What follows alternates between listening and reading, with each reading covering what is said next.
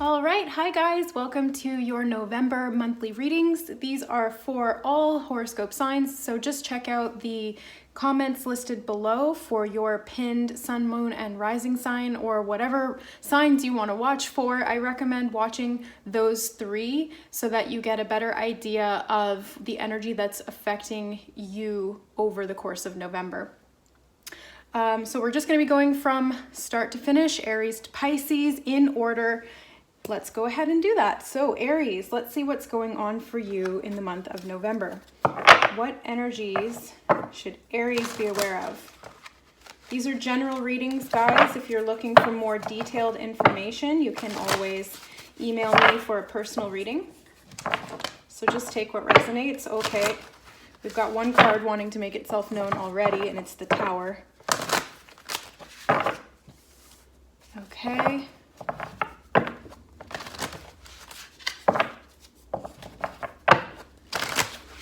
Okay, so for Aries, November 2020, Aries, sun, moon, or rising. So you've got the 10 of Pentacles, Aries, sun, moon, or rising. 5 of Pentacles. One more. I think it's this one here. 7 of Summer, so it's the 7 of Cups. Okay. So let's get some clarifiers on each one. So we've got the Tower in reverse. There could be something that is being resisted. This could be a change of financial situation, something that you're confused about. Yes, we've got the Empress clarifying that. Let me move these over so that they're in the shot. Probably a good idea. Okay. And clarifier for the 10 of Pentacles.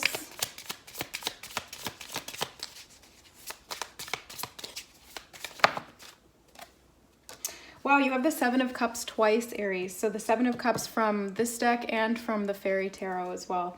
Okay, that's interesting. So let's get a clarifier on the 5 of Pentacles, 5 of Autumn.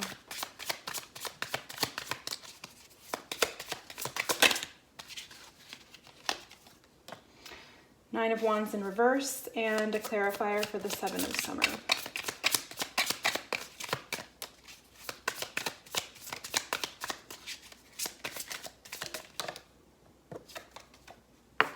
We have the King of Pentacles in reverse. Okay, so Aries, feels like there's something that you're not sure about. There's something you're confused about.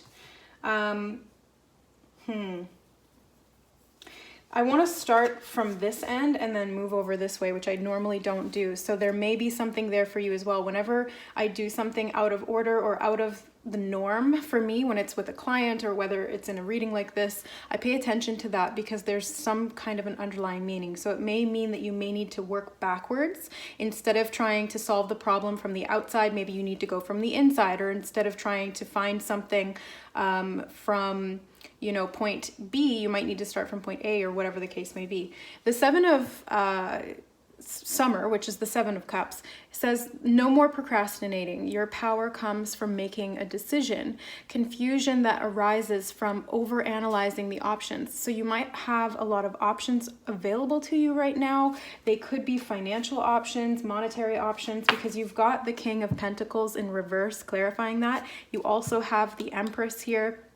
And these other 2 Pentacles cards, even though they're from a different deck, it's the same energy of finances and health and wealth and abundance and things like that. So there could be something that you're confused about when it comes to your money. Something that you may be fearing. It might not even be something that's happening externally, although it could be. It could be something that you're just feeling a little overwhelmed with. The 5 of Autumn is the 5 of Pentacles. So this is kind of like feeling left out in the cold, not having enough. This could be like a physical illness or a health issue that needs to be addressed. It could also be just unstable financial circumstances right now. It says reach out to others for assistance, poor timing for a career change, and feeling challenged by money issues. Yeah, so that's the one that really sticks out to me. You might be feeling challenged by money issues in November. So this is a good opportunity for transformation. Whenever there's a block, whenever there's resistance, whenever there's some kind of an imbalance, it's always an opportunity for transformation. And with the Nine of Wands in reverse, clarifying that card, it could mean that this is going to sort of challenge you to look at where you've been when it comes to your money. So this is looking at your abundance over the course of your life and seeing if there are any patterns there, anything that needs to be closed out that's preventing you from really embracing your abundance, because you also have the 10 of Autumn here, which is the 10 of Pentacles, which is like the culmination of financial abundance. It's a legacy. It's an empire that you've built from the ground up, and now you're able to share that not only with, you know, yourself in your own life, but also with your loved ones and the people around you and even the world at large. So the 10 of Autumn is a super abundant card of a stable home and a financial empire and security. It says take steps to ensure the financial security of your children or other loved ones, making wise investments or planning for retirement, honoring family traditions.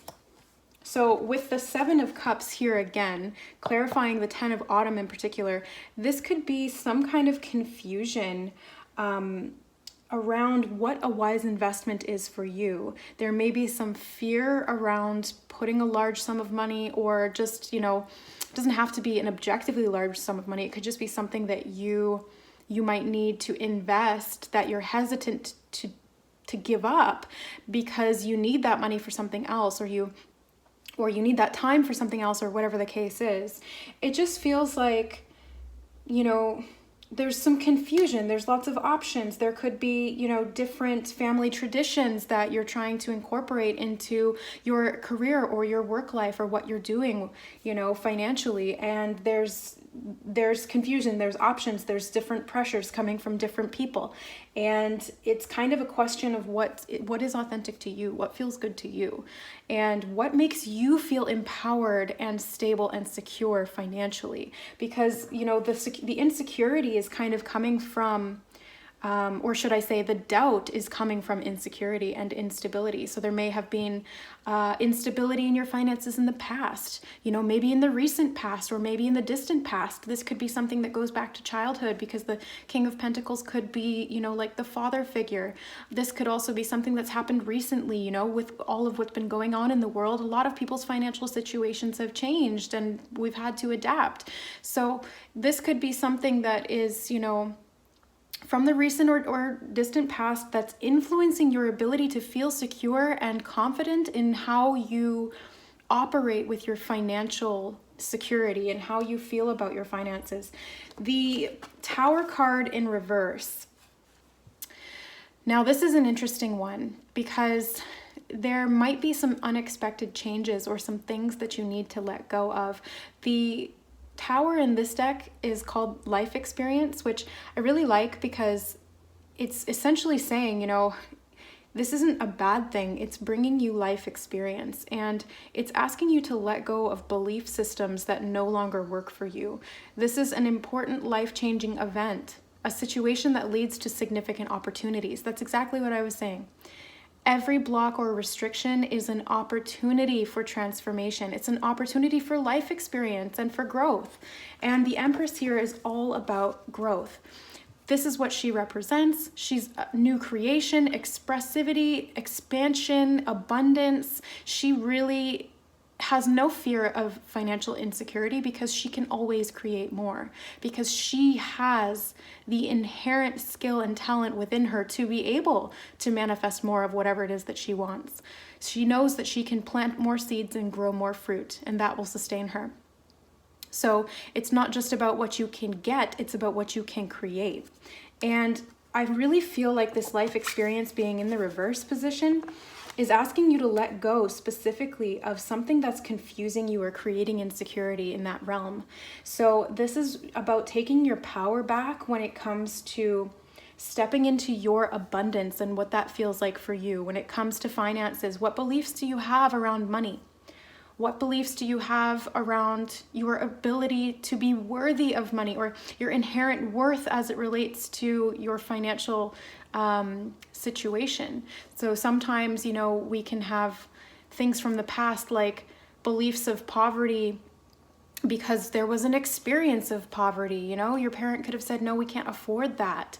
Or, you know, you have to get a job and you have to work hard for your money, or you have to do this specific job in this way to be able to be successful. So there's all these types of beliefs that can be under the surface that when we bring them up to our conscious mind can really free us from some of those self-imposed limitations. And it is kind of breaking those ancestral lineages when it comes to lack. So this is about stepping into your divine ability to manifest and create abundance in your life in any area that you wish.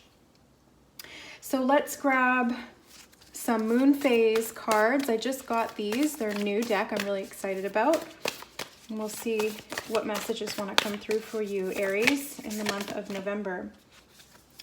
So it says you and your loved ones are safe, and this is the new moon in Cancer. So this could be to do with a new moon in Cancer that is coming up in a certain time period. It doesn't have to be in November, could be later than that.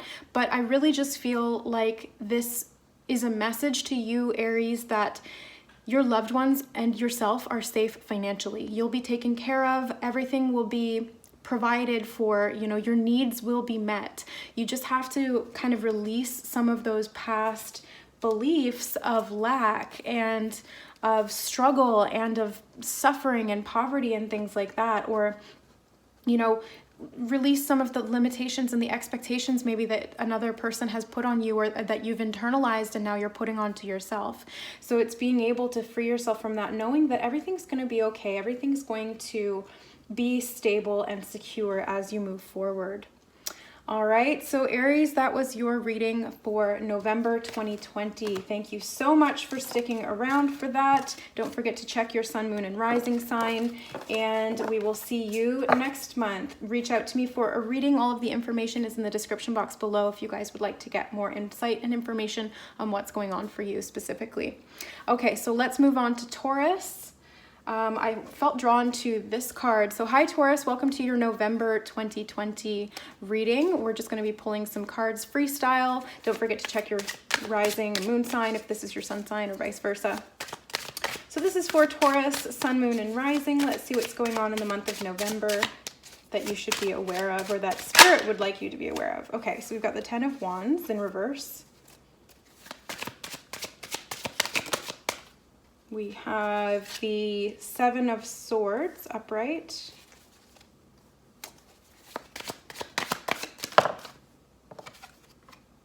We have the 6 of Pentacles. The 7 of Wands.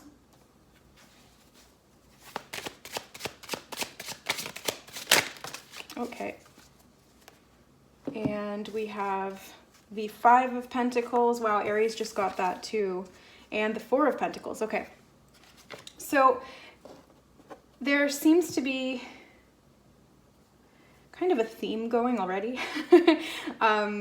Money seems to be a theme, but yours isn't so much about that. You only have 1 pentacle. No, sorry, 2 pentacles cards. No, sorry, 3 pentacles cards. So maybe it is about money, Taurus. What's going on? But let's talk about the 10 of Wands first. So the 10 of Wands here being the Dragon card. The dragon, the story of the dragon is obviously, you know, about hoarding treasure and gold and this real like lust and greed for security and the financial sort of aspects, right? Dragons are obsessed with gold. In the reverse, this can be sort of, yeah, that negative aspect or something that needs to be released because it's blocking the actual manifestation of new abundance. The dragon card, I feel like this is...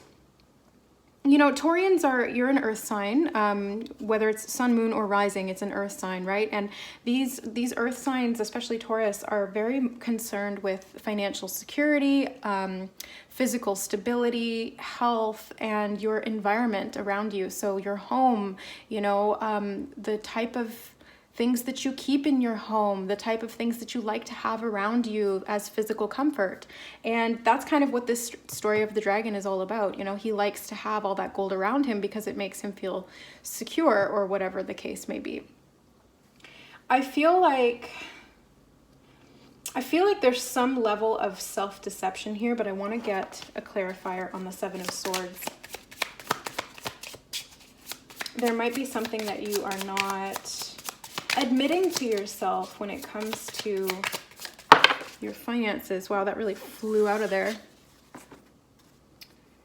Okay, so you have the Eight of Cups and the Tower in reverse. Okay, so the Tower in reverse came out for Aries as well. So this might be a particular message for you as an individual if you have both Aries and Taurus in your natal chart, especially in like the top three, right? The Sun, Moon, and Rising. I just feel like there's something that you're not quite seeing clearly. There's something that you need to walk away from, or that needs to change when it comes to kind of the amount of responsibility you're taking on when it comes to your finances. It could be how you work with money. It could be to do with, you know, how you work just within your career or within your field.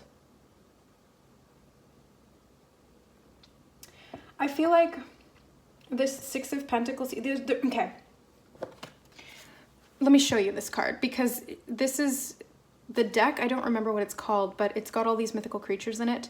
And the Six of Pentacles is Arachne, which is like a spider goddess or archetype or something like that. The key with the spider totem in general, it can be about creation. It can be about, you know, female receptivity and being able to create something and to allow things to just come to you. It can also be a warning about like a trap almost. You know, it's like you don't want to be the fly in the spider's web. You don't want to get trapped by like a need for this or that, and then feel like you don't have enough and therefore you can't share with others, or you don't have enough and therefore you're subconsciously blocking that energy of abundance from coming to you in a more efficient way. So I feel like, yeah, it feels like there's something in November that might come up around finances, and you may have to walk away from them. It could also be a relationship kind of a situation, although there's no other cups here other than the Eight of Cups. But this could just be something that you need to walk away from that has an emotional basis, and that emotional residue is essentially what is creating this lack mentality that's preventing you from freeing yourself and being able to move forward. Okay, so the Seven of Wands, let's talk about that. This is the Mummy card. I love that it's got the little cat in the corner because ancient Egyptians worshipped cats. They were sacred as protectors, and I love how it's protecting the mummy there. So you might have some protection. You know, this isn't the general meaning of the Seven of Wands. This is just something that I'm intuitively picking up on. So there's, yeah, it feels like there's protection here for you, especially as it relates to your inner inspiration and what you can do with that energy. You might feel a little bit trapped right now, as this mummy is, you know, he's wrapped up, he's bound, and he's in that sarcophagus. So you might feel like you're a little bit trapped, especially with that spider web energy. You know, it's like you're stuck in a web. You don't know how to get yourself out of it. Maybe there's financial concerns, like you want to make a change, but you feel like you can't because it's going to really jeopardize your financial security or your home life, or something's going to have to really significantly be kind of sacrificed. Now, this is the Seven of Wands can also indicate defensiveness, but I really just feel like it's protectiveness instead. It's not that you're being defensive, it's that you're protecting something. So what is it that you're protecting, Taurus? What is it that you feel like you need to protect, or something that you feel like you can't let go of?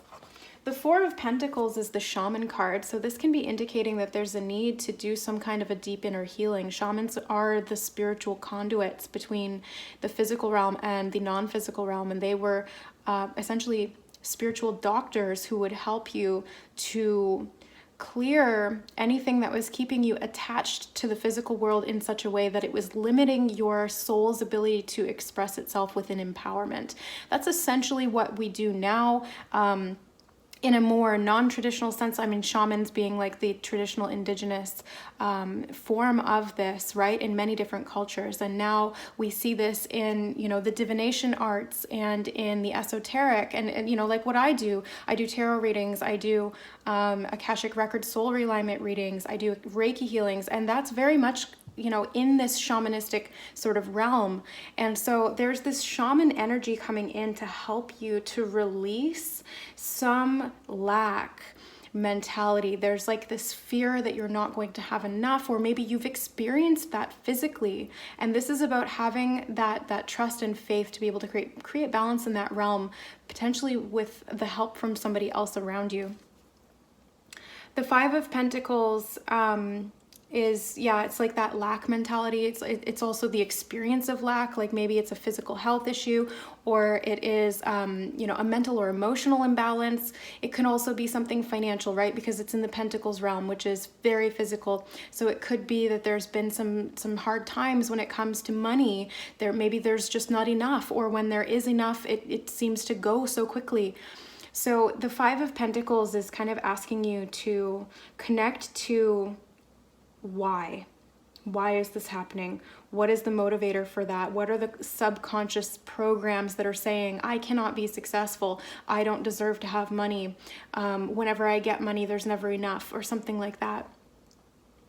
My eyes are being drawn to the fire here. So I know you guys are an earth sign, and this is an earth element in this card, but I keep seeing the fire in the Seven of Wands, the fire in the Five of Pentacles. I'm really seeing that as something significant for you. And fire represents transformation, transmutation, can also represent, you know, destruction, but sometimes necessary destruction, things that need to be destroyed to clear room for something new. That's kind of what this Tower card's all about, right? It's necessary destruction. It's walking away from something that is no longer beneficial to you, something emotional within the subconscious realm that has left you wanting, right? He has 8 cups here, but that's 8 out of 10. That's still not the whole amount, and that you can have more, and you deserve to have more. So you can go and search for that and find that. And in doing so, you might come and find some blocks that are there that have been preventing it. And when you release those, that's when you welcome in your wealth and abundance. The Four of Pentacles is the Echidna. I don't know if I'm saying that right, but this is kind of like a snake goddess of some kind, or a snake monster, whatever you want to look at it as. I see this as transformation. The snake is kind of in the realm of that fire element, right? Because the snake renews itself. It completely sheds its skin and it grows a new one. So this is regeneration, transformation, growth. And, you know, I really see this Four of Pentacles as encouragement for you to find that financial stability. The number 4 itself is all about stability. It's also protection. With that cat that was coming up in the Mummy, that I feel like there's something that's protecting you. So if there's something that you are afraid of, you know, you don't want to get caught in some kind of a web and have your resources drained and feel unstable and feel like this sense of lack from the Five of Pentacles, then just know that you're protected, that whatever the circumstances might look like on the surface, energetically and spiritually, you're being protected, and you have the resources to be able to create the life that you deserve. Not just that you want, but that you deserve.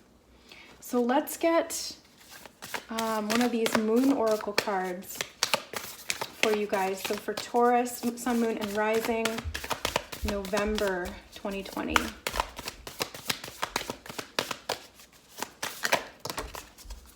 Okay, so you have a few, they're all kind of stuck together. New moon in Libra, a new romantic cycle begins. So with the Tower, the 8 of Cups, and the 7 of Swords, this could be a message for some of you, not all of you. There could be a relationship that's kind of coming to an end or changing in some way, and it's kind of revealing to you some of these areas that there wasn't necessarily a lot of forthrightness, right? There might have been some kind of, not betrayal, but maybe betrayal, just something underlying that was not necessarily upfront or truthful, or it was just not really in alignment with you emotionally. And so there's something that needs to change there, and therefore in that there comes a new opportunity for a beginning. You have the full moon in Sagittarius, which says to look at the bigger picture. So sometimes when we zoom out, we can gain more clarity on things simply by seeing this larger perspective of everything that's going on. So this could mean zooming out and kind of looking at the cycles or patterns within your life from the time you were born or even further back, you know, especially with that shaman card. This could be about doing some past life healing. There might be a vow of suffering or poverty or karmic patterns in relationships with other people, that kind of thing that can be cleared from your soul blueprint via an Akashic record reading, and allow you to take your power back from those actions that were perpetuated by false beliefs, right? So it's when you gain awareness, you free yourself from those patterns by being able to make new actions, take new actions. Okay, this is great. So the last card you have is full moon in Capricorn. The end of a tough cycle approaches. Yeah, so there's an ending here for sure. You've got an ending and a beginning, and there might be some chaos within that. You might feel really unstable as this change takes place in or around November, right? Energy is not linear, so just kind of, you know, give it some wiggle room. The Tower and the Eight of Cups with that 10 of Wands and all of these other cards, it really speaks to me of a big change that's coming in your life or that's already started, something that's going to require you to kind of take a step back and look at the bigger picture of things unfolding so that you can trust that everything's going to be okay in the long run, that you're going to come out of this and still have all of your needs being met and be able to meet those needs for yourself, and that you'll be able to manifest the kind of abundance that you deserve in your life. Whether it is emotional abundance with love or physical abundance with your health and your financial security. All right, so thank you, Taurus, for joining me for your monthly readings for November. If you guys would like any additional clarity or guidance on your particular situation or to release some of these blocks, please reach out to me. All of the information will be in the description box below this video. Love you guys. We'll see you next month. All right, so Gemini, let's see what's going on for Gemini's sun, moon, and rising. Again, these are general readings, so just take what resonates. Okay, Gemini, November. Okay, you have the Page of Wands in reverse. Oh, you have the Eight of Cups upright. Taurus just got the Eight of Cups as well, but they had it in reverse. Okay, Gemini, sun, moon, rising, November 2020. You have the Moon card.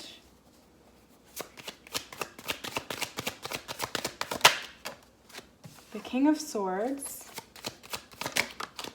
And the Seven of Swords. Okay, Taurus just had the Seven of Swords from a different deck as well. So if you have Taurus in your chart anywhere in the major positions specifically, that could be something to focus on. And I'm just seeing at the bottom of the deck, we have the Lovers, which is your card, Gemini. So I'm going to put that here. And okay, so the overall theme here looks very... It looks very thought-based, very thought and emotion-based. There might be something that is... There might be something that's troubling you. There might be something that you have to make a decision on in November. The Page of Wands here, I feel like this card is a little bit stuck. Like there's action and adventure and change that wants to happen, but it's not necessarily being channeled. It's not being allowed to express itself. I want to get a clarifier on the Page of Wands. The High Priestess. Okay, so this could be some kind of a spiritual initiation. I don't know why initiation, the word just came to me, that is about to take place, that's going to create some major changes. Or this could be something that you're just not seeing 100% clearly, because the High Priestess can also represent, you know, the unconscious and the unknown and secrets and mysticism and the occult and esoteric, things that aren't really general knowledge within the population. Now these things are becoming more sort of mainstream, but the High Priestess is the keeper of secrets, and she will only give you the amount of information that you need right in this particular moment. She won't give you anything more or anything less, and sometimes the way that she delivers it can be a little confusing and require some interpretation and some work to sort of decipher that meaning. So there may be something to do with a new skill that you're trying to learn when it comes to your subconscious, because there's a lot of moon energy here too. You've got the High Priestess, which is all about the subconscious, which is the moon. You have the Eight of Cups, which has the moon in it because it's emotional realm and it's walking away from things and going on an inner journey to find what's really going to emotionally fulfill you. This is kind of, you know, it's like the breakup card, it's the endings card, it's the walking away from things that aren't serving you or aren't fulfilling or that aren't fulfilling you. Excuse me, Mercury is still in retrograde at the time that I'm filming this. By the way, it'll be going direct November 3rd, and we will be out of the shadow period hopefully by around the 13th and the new moon in the middle of November. So speaking of the moon, you have the moon card here. This is the card of Pisces, and this is really connected to the subconscious, the emotional realm, the unknown, fears, doubts, self-limitation, you know, not seeing things clearly as well. With these two, I can really interpret this in two ways. Either there's something you're not seeing clearly within yourself or within a situation, or secrets that are kind of underneath the surface that are just waiting to be revealed, or this is really to do with your emotions. I mean, either way, those two things are kind of connected. But it seems to me that it's to do with the way that you're thinking about something. There's going to be some clarity that comes in, because with these, you know, these moon cards, we don't really see things clearly in the moonlight. I mean, we can sort of see what's going on, but it can cast shadows and it can cast doubt. You know, it's like a little kid in their bedroom at night and the moon is shining in through the window, casting a weird shadow on their coat that's hung over the chair, and they think it's a monster or a zombie or somebody sitting there. But that's not the case, right? It's just that that's being projected or that's being seen because the shadow that the moon is casting. So there's something that's not being seen clearly. There's some kind of an illusion in November that is going to be overcome through logic. So it feels to me like you can use your emotions in November to help you to gain clarity, but with a little warning here, disclaimer, that your emotions may not be 100% clear in November. There might be something that you're not necessarily seeing as clearly as you could mentally because of an emotional hidden trigger or wound. That's something, yeah, that's coming through. The King of Swords is here though. This is your energy, Gemini, right? It's an air sign, very clear, logical, linear thinker, very good when it comes to intellect and thought and clarity of mind. So I see this King of Swords coming in to help you in some way, whether this is somebody outside of you that's giving you advice or somebody who you're talking to, or this could just be you kind of puzzling through these things on your own, because again, this is your really embodied, empowered energy. And seeing something clearly that you didn't necessarily see as clearly before. So this could be around self-deception. This could be around deception from somebody else. This could be, you know, just kind of like you've been selling yourself short. That's kind of what I feel from this card, which I don't normally see from the Seven of Swords, but it feels very much like you're selling yourself short in some way, or you're not giving yourself the credit that you deserve. And that is kind of limiting you and your potential. I want to get a clarifier on, whoops, wow, okay. Four of Wands. Yeah, so there's something that you deserve to celebrate that you've maybe felt like you didn't deserve to celebrate it, or that it wasn't really that good of an accomplishment, or that, you know, you don't deserve to have that kind of stability, so you self-sabotage it or something like that. It really feels like, yeah, it feels like there's these people over here that are like, hey, you did it, you're doing so good, come over here and celebrate. And you're like, no, I'm just gonna sneak off with these swords, and, you know, I'm gonna make you not like me because I feel like I don't deserve to be over there celebrating with you. I don't feel like I'm good enough, or I don't feel like, you know, I'm worthy of that. So it's almost gonna be like yeah, it's going to be like a healing, an inner healing journey for you in November, it looks like.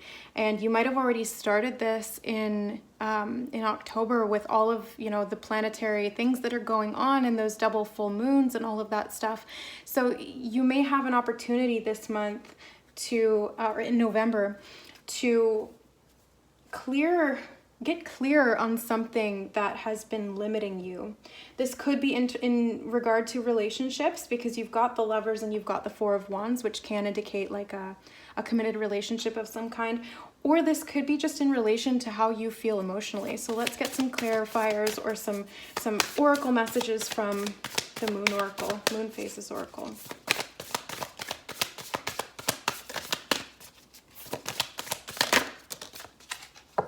Yeah. What do you need to release, Gemini? What do you need to release? Waning moon, it's all about releasing, letting go, clearing things out, and gaining, you know, you have to have the clarity and the awareness to release something to be able to clear it out. You know, if you don't know that it's there, you can't clear it out, right? It's like if you've got a whole bunch of stuff in the back of your closet that you haven't looked at in years and years and years. If you don't go and you look in that closet and you dig through it and you decide what you want to get rid of, then it's just going to stay there, and it's going to keep cluttering up, you know, your space energetically. And it's the same thing with your mind and with your emotions. It's like this needs to be cleared out. There needs to be some kind of like a spring cleaning, but in, you know, the winter. It's like a winter cleaning, whichever, you know, if you're in the southern hemisphere, this could be a spring cleaning for you, literally. So this moon energy is really coming in hot for you. So pay attention to the lunar cycles and use those to release. The waning crescent moon is a powerful time to be able to release. Full moons are also really good for releasing. New moons are great times to start something new or set new intentions, that kind of thing. So you can use the moon this month. I feel like you might have even been getting a lot of attraction to the moon or moon messages, or just really connecting to that lunar energy and the cycles in one way, shape, or form. So if this resonates with you, that's a particular message for you, to use the moon to help you to clear and to release some of these patterns that are holding you back from really stepping into your empowerment, to really having healthy relationships and feeling like you deserve that, and to having happiness and inspiration and connectivity to all life and all matter, and feeling really in tune and at one with the universe. Because yeah, you deserve that, Gemini, you do. All right, so there you have it. Thanks for joining for your November readings. Stick around for next month and any other readings that I come out with in the meantime, or energy updates. If you guys are looking for more specific guidance or clarity on your situation or for your personal healing, then please reach out to me. All of the information is in the description box below the video. Okay, so Cancer, you guys are up next. I just need to shift my position here because my legs are falling asleep. Okay, so Cancer. Sun, moon, or rising, these are general readings. Just take what resonates with you. This is for November 2020, but time is not necessarily linear, so just, you know, allow some wiggle room there. Okay, so Cancer, Sun, moon, or rising. Oh wow, you got 3 cards. So we have the 8 of Swords, the Knight of Swords, and the Queen of Cups.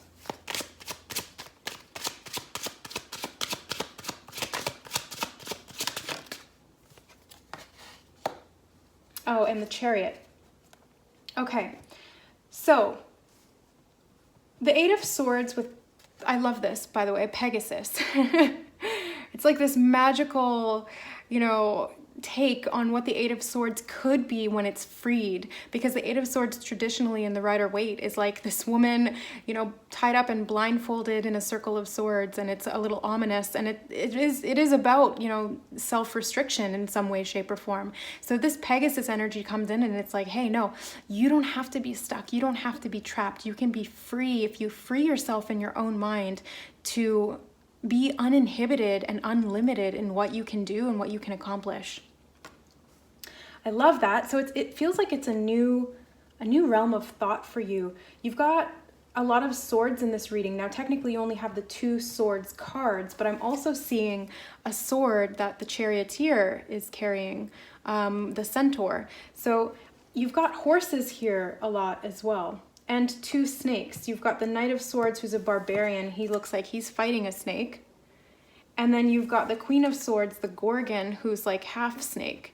So you've got a lot of like hybrid beings here, Cancer. You've got this hybrid horse or like horse energy, and then you've got the snake. So if you guys want to go look up, you know, like spirit totems, I would recommend for the month of November checking out horse totem and snake totem and what that means for you. You can check out a multitude of different sites. Just Google it and see kind of what really jumps off the page at you, what makes you feel like it's for you, you know, what feels significant or resonates.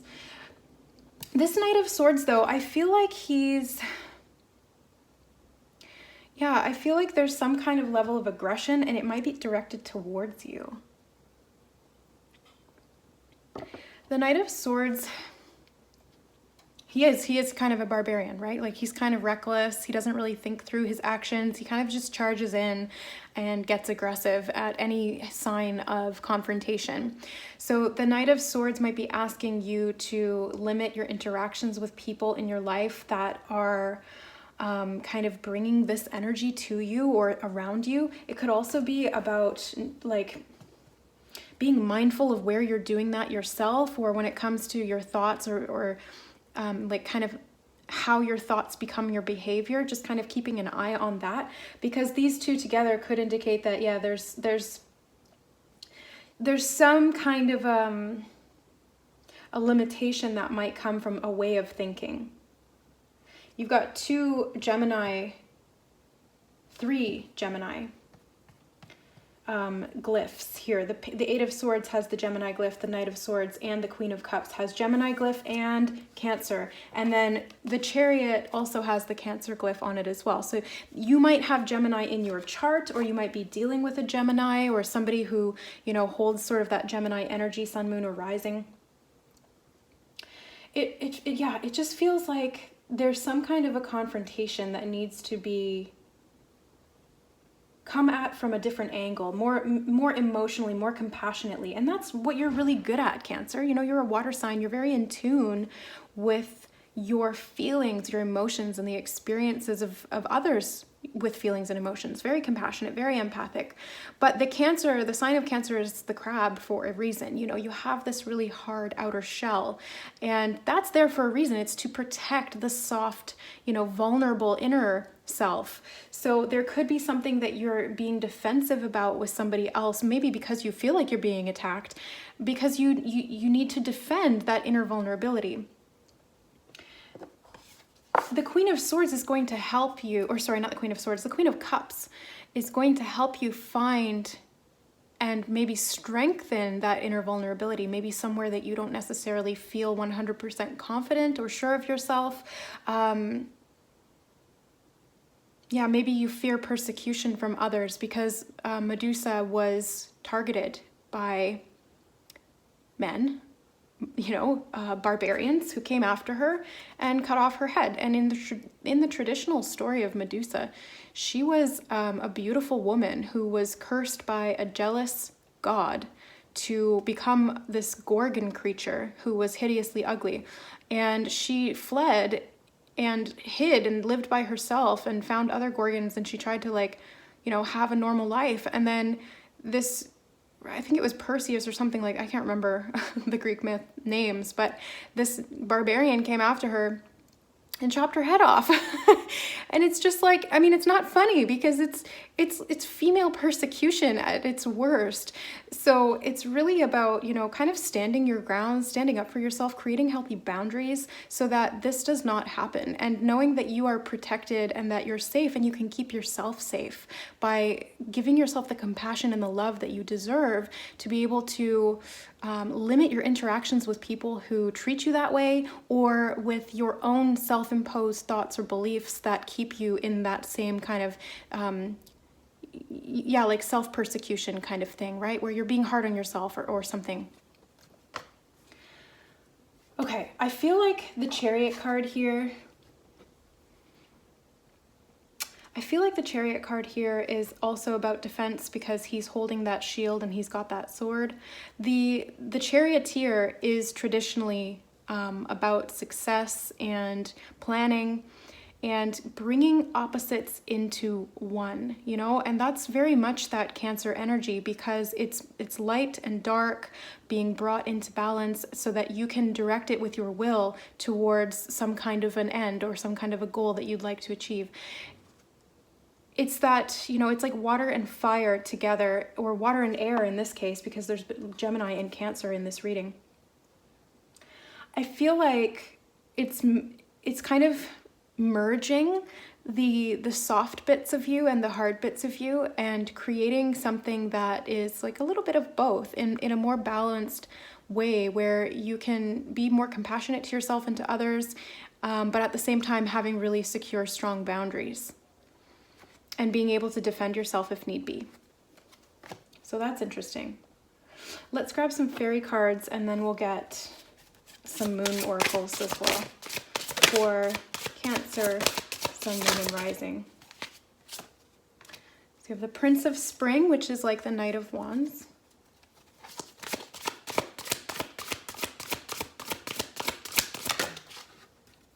Ooh, fell on the floor. That's a significant one. The Four of Summer, which is the Four of Cups.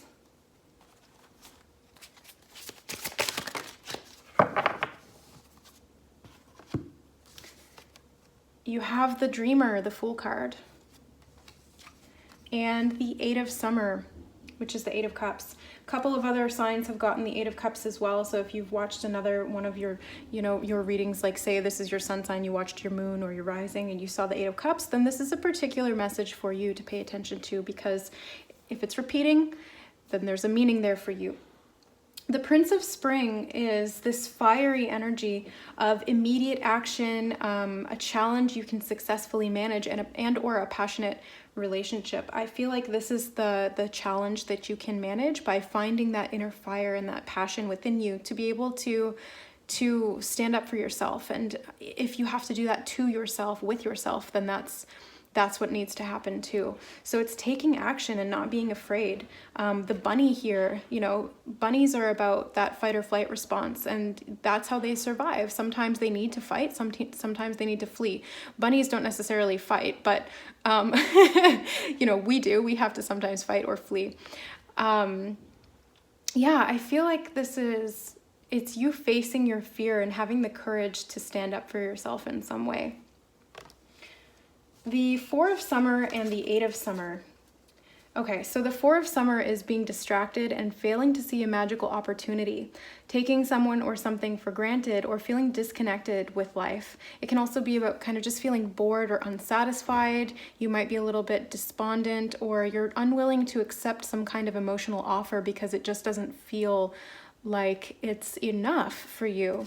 The Eight of Summer is walking away from that. So it's the desire for a more meaningful life, realizing that it's time to move on, and choosing to make a major life change. So I feel like there's something that you're moving away from, that you're going to be taking action on in November, that's going to bring you a sense of independence and success. And it's this new beginning that's really going to make you feel like really good about yourself. In a way, it's like you gain this level of confidence in November that you can stand up for yourself and you can do what you need to do for you, and you don't have to accept any situations or people or relationships that are not meeting your needs or not respecting you or not, you know, not creating peace and harmony within your life. Anything that's creating conflict within you, it's like that needs to change. And the only way to do that is to create change through action. The Dreamer is the Fool card. So this is that new beginning. It's the unlimited potential that you can tap into to create something new moving forward. It says, embrace your true purpose, begin a new adventure, and trust yourself. Yeah, so this is really trusting yourself to be able to meet your own needs, to defend yourself, to protect yourself, to create those healthy boundaries, and to be able to take action and do what you want to do in your life. So November, yeah, this is a great month for you to start something new, get going, go on an adventure, you know, create something, plan something, maybe. Maybe you can't go on an adventure just yet, but plan something, start planning. The Chariot card can indicate that as well.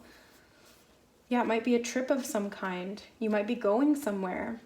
And maybe that will help you to gain some clarity emotionally and mentally on some of the things that need to be addressed or eliminated in your life. So let's grab a Moon Oracle.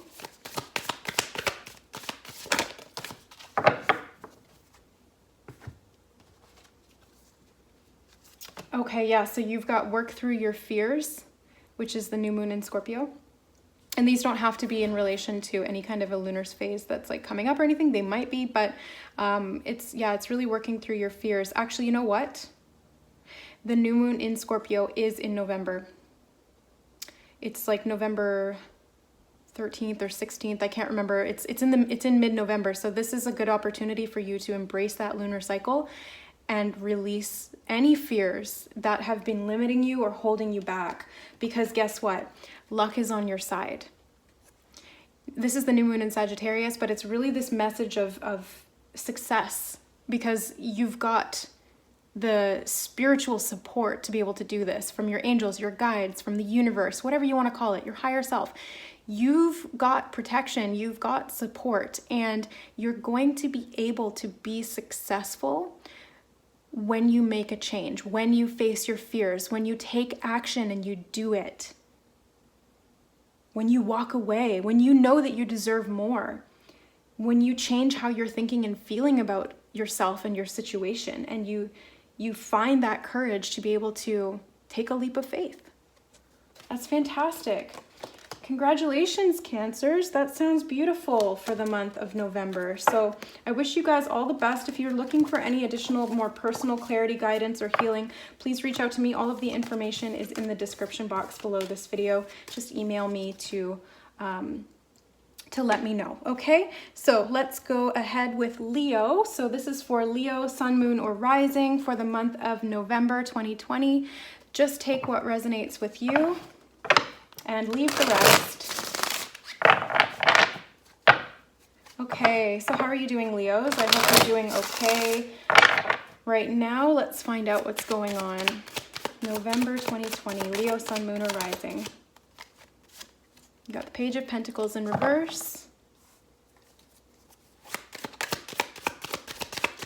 Leo. Queen of Pentacles. Is money a thing this month, maybe? Queen of Wands in reverse. Well, that's your guys' energy. Very fiery.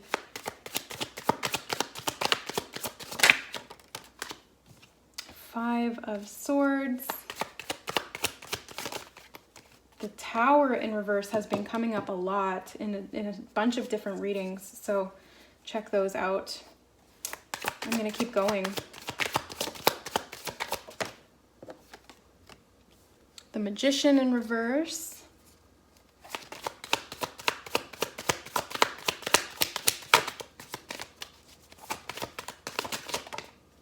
You have the Star. Oh, good. The Nine of Pentacles. The Two of Swords.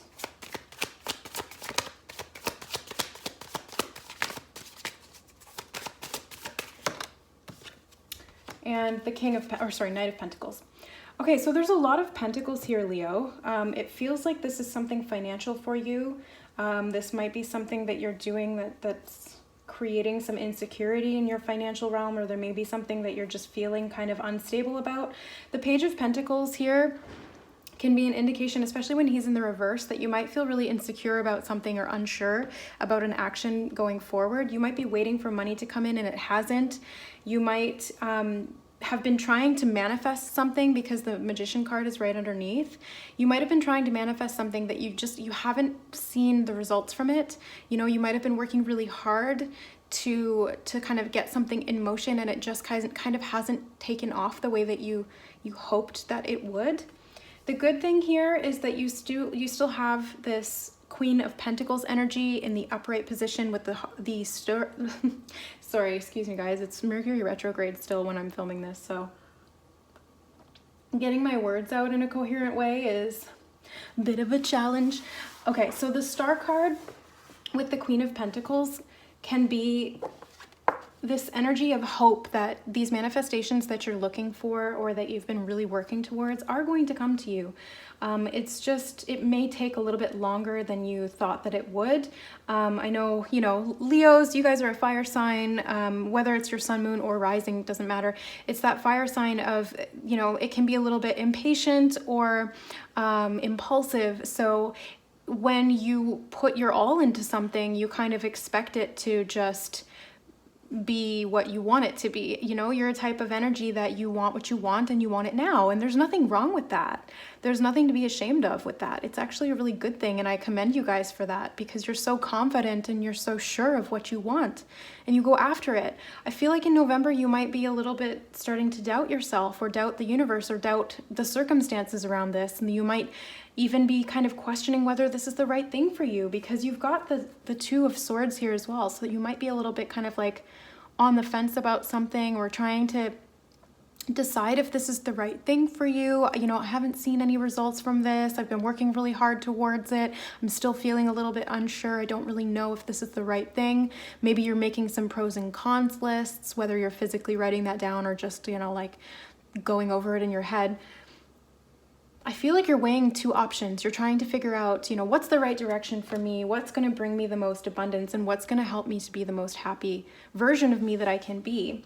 The Queen of Wands in reverse is a little bit, you know, there's a block there, right? So your energy is this Queen of Wands energy in the upright position. It's very much about you being in your power, really in your strength, being able to grow what you want, manifest what you want, create. Very, you know, like she's a boss ass bitch. So this is you really feeling strong, feeling confident, feeling independent, feeling abundant, being able to do what you want to do and create what you want to create. So in the reverse position, this is kind of like, well, you might feel a lack of inspiration or a lack of motivation or drive, or maybe you're just getting really burnt out. Maybe you've been working too much. Maybe you've been taking on too much and you're just feeling really tired. Maybe all of that fire energy is kind of burned down into like just some leftover coals. And that's okay. Sometimes you need to rest and just enjoy what you do have, because the Nine of Pentacles underneath is this very independent, abundant, you know, very empowered woman who really stands in her garden of everything that she's created and enjoys, and is proud of herself for what she was able to manifest and to create from scratch. It took a lot of self-discipline. It took a lot of time to get to this point, but knowing that she got there, or that she can get there, and that she's gotten there before and she'll get there again, can really help to kind of renew you. I think you guys need a little bit of a break. I feel like maybe you've been working really hard. Maybe you've been stressing out a lot. It just feels like your fire has been dimmed. And in November, you really need to just get back to the old you by doing what you used to do that would make you feel good. So if that's like going to the spa, getting your nails done, getting your hair done, you know, meeting up with some friends, if it's like treating yourself or whatever you need to do, if it's dressing up and like going out, whether you're male or female, that feels good, right? It helps us, it builds us our confidence, and it makes us feel abundant too. So this is, yeah, it feels like you guys are just kind of like overworked right now, a little bit stressed out. The Five of Swords here as well is conflict and arguments. It can be ego, you know, battles with other people or with ourselves. It's communication and thought. So it could be something that's kind of clouding something that you're trying to decide on, right? So if you've got like conflict going on mentally and there's a lot of change in that realm, then yeah, of course it's going to feel a little bit unstable. You're going to feel unsure about which way to move forward, what to do. The Tower card in reverse can indicate that there's resistance to an ending. There's something that needs to end, or it's coming to an end, but there may be some, you know, like you're kind of dragging your feet, or you're like trying to push it away in some way. You're resisting it one way or shape or form. With the Knight of Pentacles, it could just be that it might not even be that you're like fully resisting it or pushing it away. It could just be that you're kind of, yeah, dragging your feet was the term that came through. So let's stick with that, because it does kind of feel like you're dragging your feet. The Knight of Pentacles is the slowest moving knight in the deck. Like, he hardly moves at all. He's very slow, but it's because he likes to plan, and it's because he likes to be sure that he's going to arrive at his destination and have everything that he needs along the way and when he gets there. So he's just really trying to be efficient, but that kind of slows down the progress. And I feel like you guys have been working a lot or really hard, mentally, emotionally, physically, whatever the case is. You've had a lot on the go, and you might be dragging your feet just because you're tired. You might be dragging your feet because you're hesitant about change, which is fair too. Either way, the result is that you're kind of going a bit slower than you normally would, and that might be creating some frustration as well.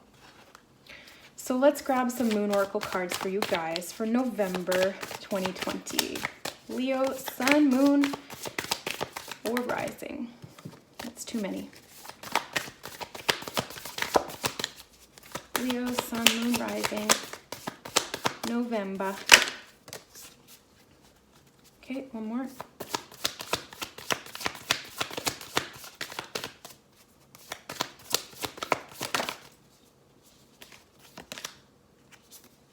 Okay. So the first one is you and your loved ones are safe, which is the new moon in Cancer. I feel like, first of all, the thing that pops out to me is the new moon.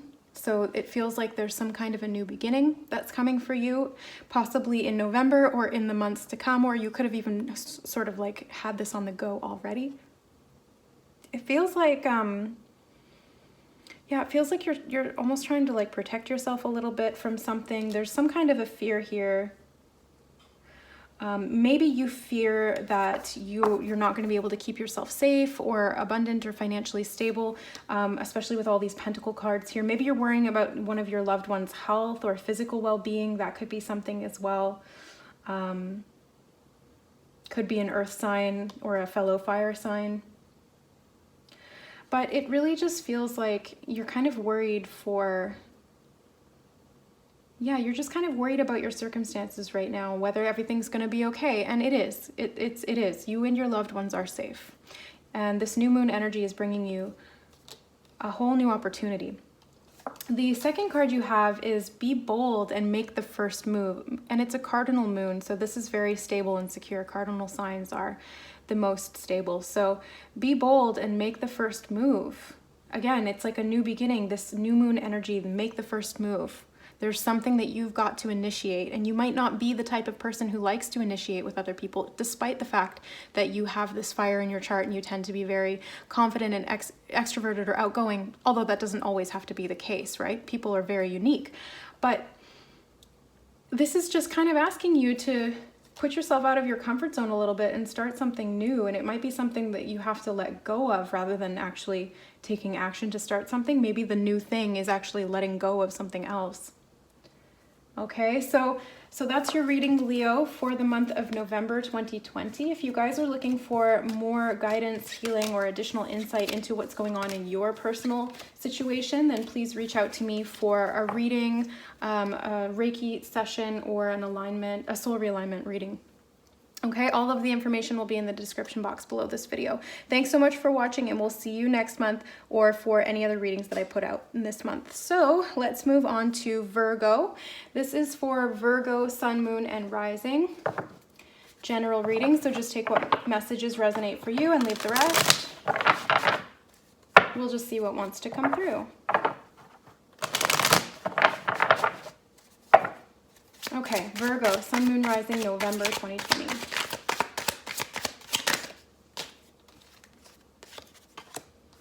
have the Knight of Wands, the Devil, Justice, the Seven of Cups,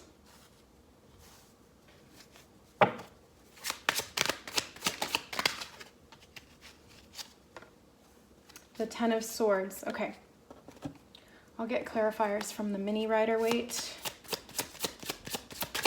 So for the Knight of Wands, we have the Nine of Cups, the Devil,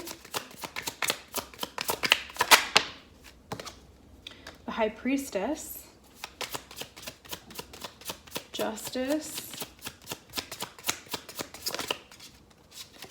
Three of Pentacles, Seven of Cups, Eight of Cups, nice progression, Ten of Swords,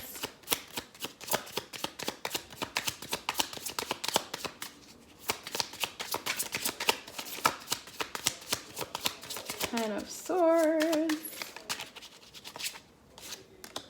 Three of Swords. Okay.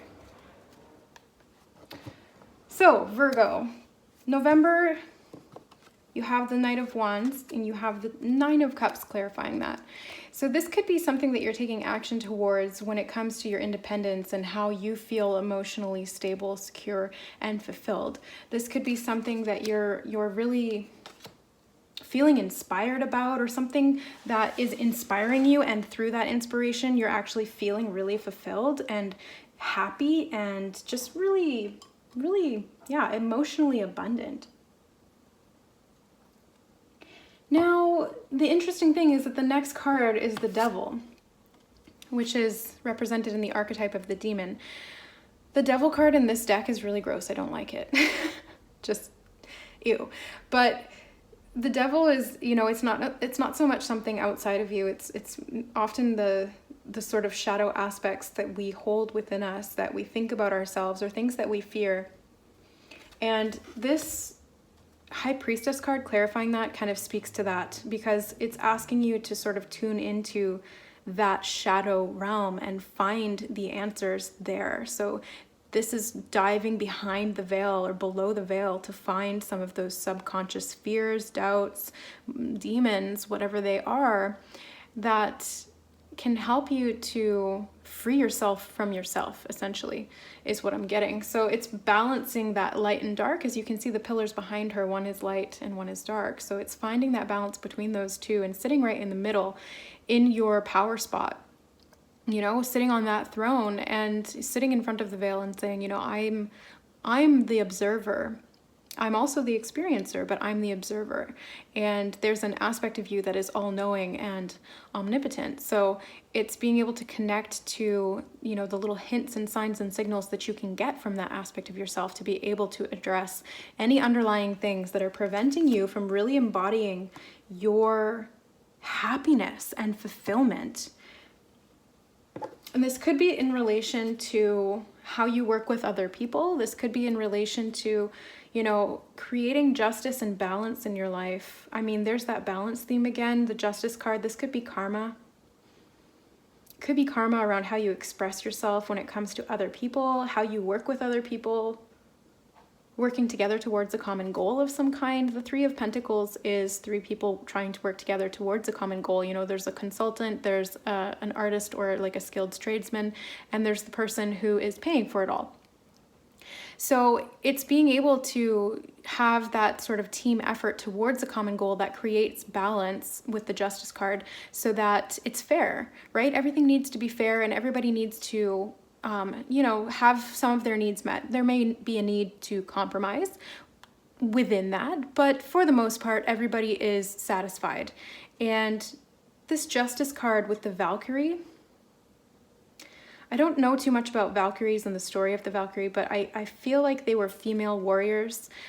In this card, it looks like she's doing something to the soul of that fallen warrior. So I think maybe the Valkyries were like almost like angels that would transport the soul of fallen warriors to Valhalla, or to, you know, to heaven. Yeah, that's what I'm getting from this card. So it feels like there's some kind of a transition that you're going through, especially as it relates to how you overcome obstacles or how you transition through different states of being to create balance and fairness. It feels like it feels very much like you're overcoming some kind of karma. Just because the 8 is here and the Libra sign, it's like a straight line and then there's like this bump right here, right? And it feels like it's like you hit a bump in the road, but you're going to be overcoming it and then moving on again. So it's like that karma that's coming up to be addressed so that you can finally deal with it and move on and get back to being in a state of balance where you feel really, really abundant and happy and fulfilled, and like there's nothing really holding you back. I mean, there's always going to be different levels of karma and different things you've got to work on, but I feel like this is quite a big one for you in the month of November. You have emotional progression here as well. So you've got the 7 of Wands and then the 8 of Wands, or sorry, 7 of Cups and the 8 of Cups clarifying it. So this is, you know, from one to the next. It's like you move up a stage, you go through another level of awareness. And here it's kind of like you've been searching for something that was hidden in the depths of your soul. You couldn't quite find what was there, but now in November, you might be actually taking it a little step further.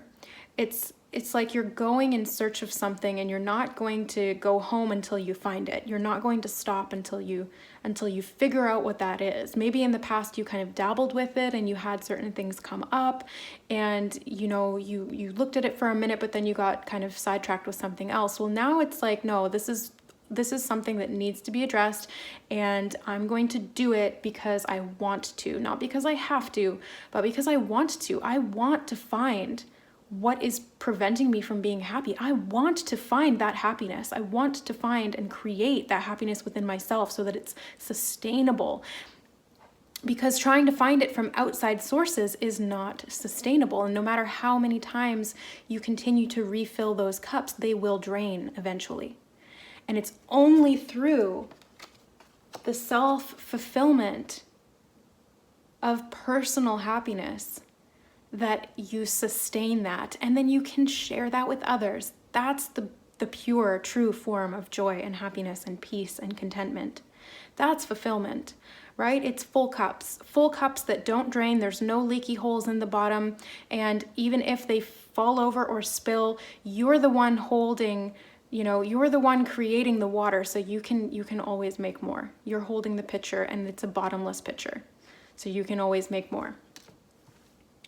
The 10 of Swords and the 3 of Swords.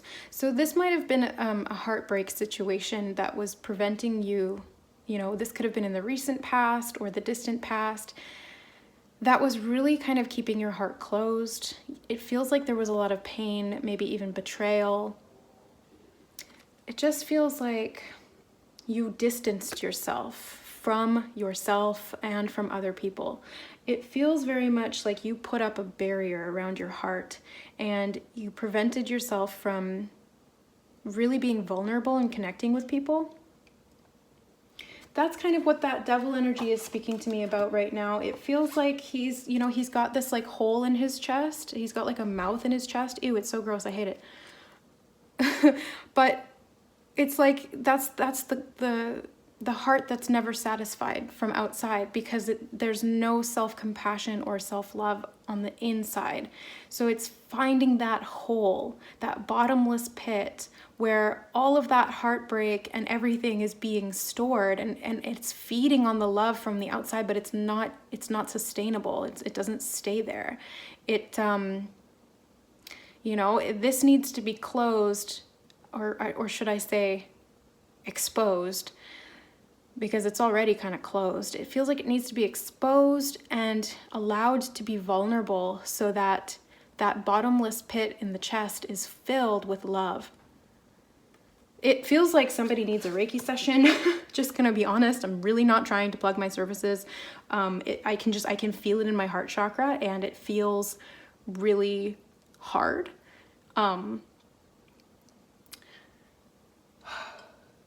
Yeah, it feels really painful, and I don't want anybody to feel like that. So if you are struggling and you need somebody to help you to traverse this kind of like behind the veil, please reach out to me. or somebody that you trust. Doesn't have to be me. Just really focus on you and your heart and your healing, because that's what's most important right now. That's what I want for you. Because these swords need to be removed because it's causing a drain. It's a leak. These are the leaks in the bottom of the cup. Those need to be filled. They need to be, repaired. And you don't have to do that on your own, Virgo. You don't have to do that on your own. Okay, let's get some moon phase cards for you.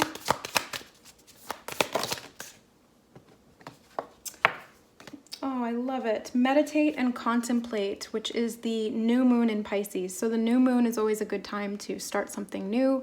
It's a new cycle for setting intentions. Pisces is all about the emotional, the subconscious, the imagination, the dream state, the astral realm. It's that high priestess energy, very much so, because it's in the realm of the unknown. It's in the realm of the non-physical, the emotions. So meditate, contemplate, connect to that. You and your loved ones are safe. Okay, this card has come out a couple of times for different readings. I think that Leo just had it as well, and one other, which I can't remember now, but this is a new moon as well. So it's another confirmation for you that November is going to provide you with some new opportunities to release some things and to start fresh, and to know that you and your loved ones are safe, that everything can be healed. And I'm just looking at the bottom of the deck, and it's take time to breathe out. And this is the disseminating moon. I'm not actually sure what that means. So while I've got you here, let's find out. This is a new deck for me, and I'm just having real fun exploring what it's all about. I don't know if I'll be able to find, let's see. Disseminating moon. The intensity of the full moon has abated, and what are we left with? That's what this card is asking you. It suggests that the situation you're asking about has now peaked, and it's time for you to regroup and learn from your experiences rather than blindly forging ahead. Have faith that what is happening is for the best. Try to accept the way things are now and give yourself and others time out to relax. Breathe. We can't be on all the time. If you feel you've hit an obstacle or even failed in some way, now's the time to reflect on how to do things differently next time. Be honest with yourself if you feel bad about your current situation, and then remind yourself that life goes in cycles. Attune to the moon and affirm to yourself, I am where I am and it's okay. Additional meanings of this card are you should know where you stand either now or very soon. You need to take some time out for your own good. It's time for you to share your wisdom and experience with someone else, and avoid falling into a slump. So I really like that because it kind of goes with a little bit of what we were talking about. It is a time for rest and taking a breath. If you want to take action towards setting new intentions, I think that could be a really good thing though too. So it doesn't have to be all rest and inaction. I think that there are things that you can do on an internal level that are still technically taking action, but you're not physically going out and exerting yourself. You're just doing it on the inside. So, all right, Virgo, if you guys are looking for any additional clarity, insight, or guidance into your personal situation, or you are in need of some emotional, spiritual counseling, healing, reading, please reach out to me via the information in the description box below this video. Thank you so much for being here for the reading, and I will see you next time. Bye, Virgos. Okay, so now we're moving on to Libra. Let's see what's coming up for Libra in the month of November 2020, and this is for Libra, Sun, Moon, and Rising, or cross watchers, or whatever. If you're here, then there's a message for you, even if it's not your sign. Okay. So, Libra, November 2020. What messages want to come through for you?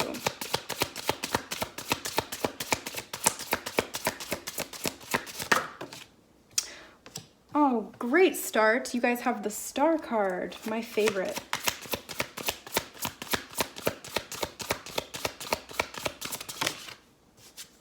You have the Moon card and the Chariot. Wow, 3 major arcana right off the bat. And I feel like that's all we're getting from that deck. I'm going to grab some clarifiers from the Rider-Waite. So the Star card's all about hope and optimism. It's having faith in the future. It's being able to move forward. Happy changes that bring relief from challenging times as well. And the Moon card is a powerful intuitive. It can bring you really good clarity and epiphanies. It can help you to also let go of fear and worry. And in that, you're understanding the truth of a situation a little bit clearer. The Chariot brings you success that comes from dedication and self-discipline and celebrating your accomplishments, because you most likely will be successful in some way, shape, or form. And it's okay to celebrate those things and to be in the spotlight. You deserve that. Okay, so let's get clarifiers on the Star card. 10 of Wands.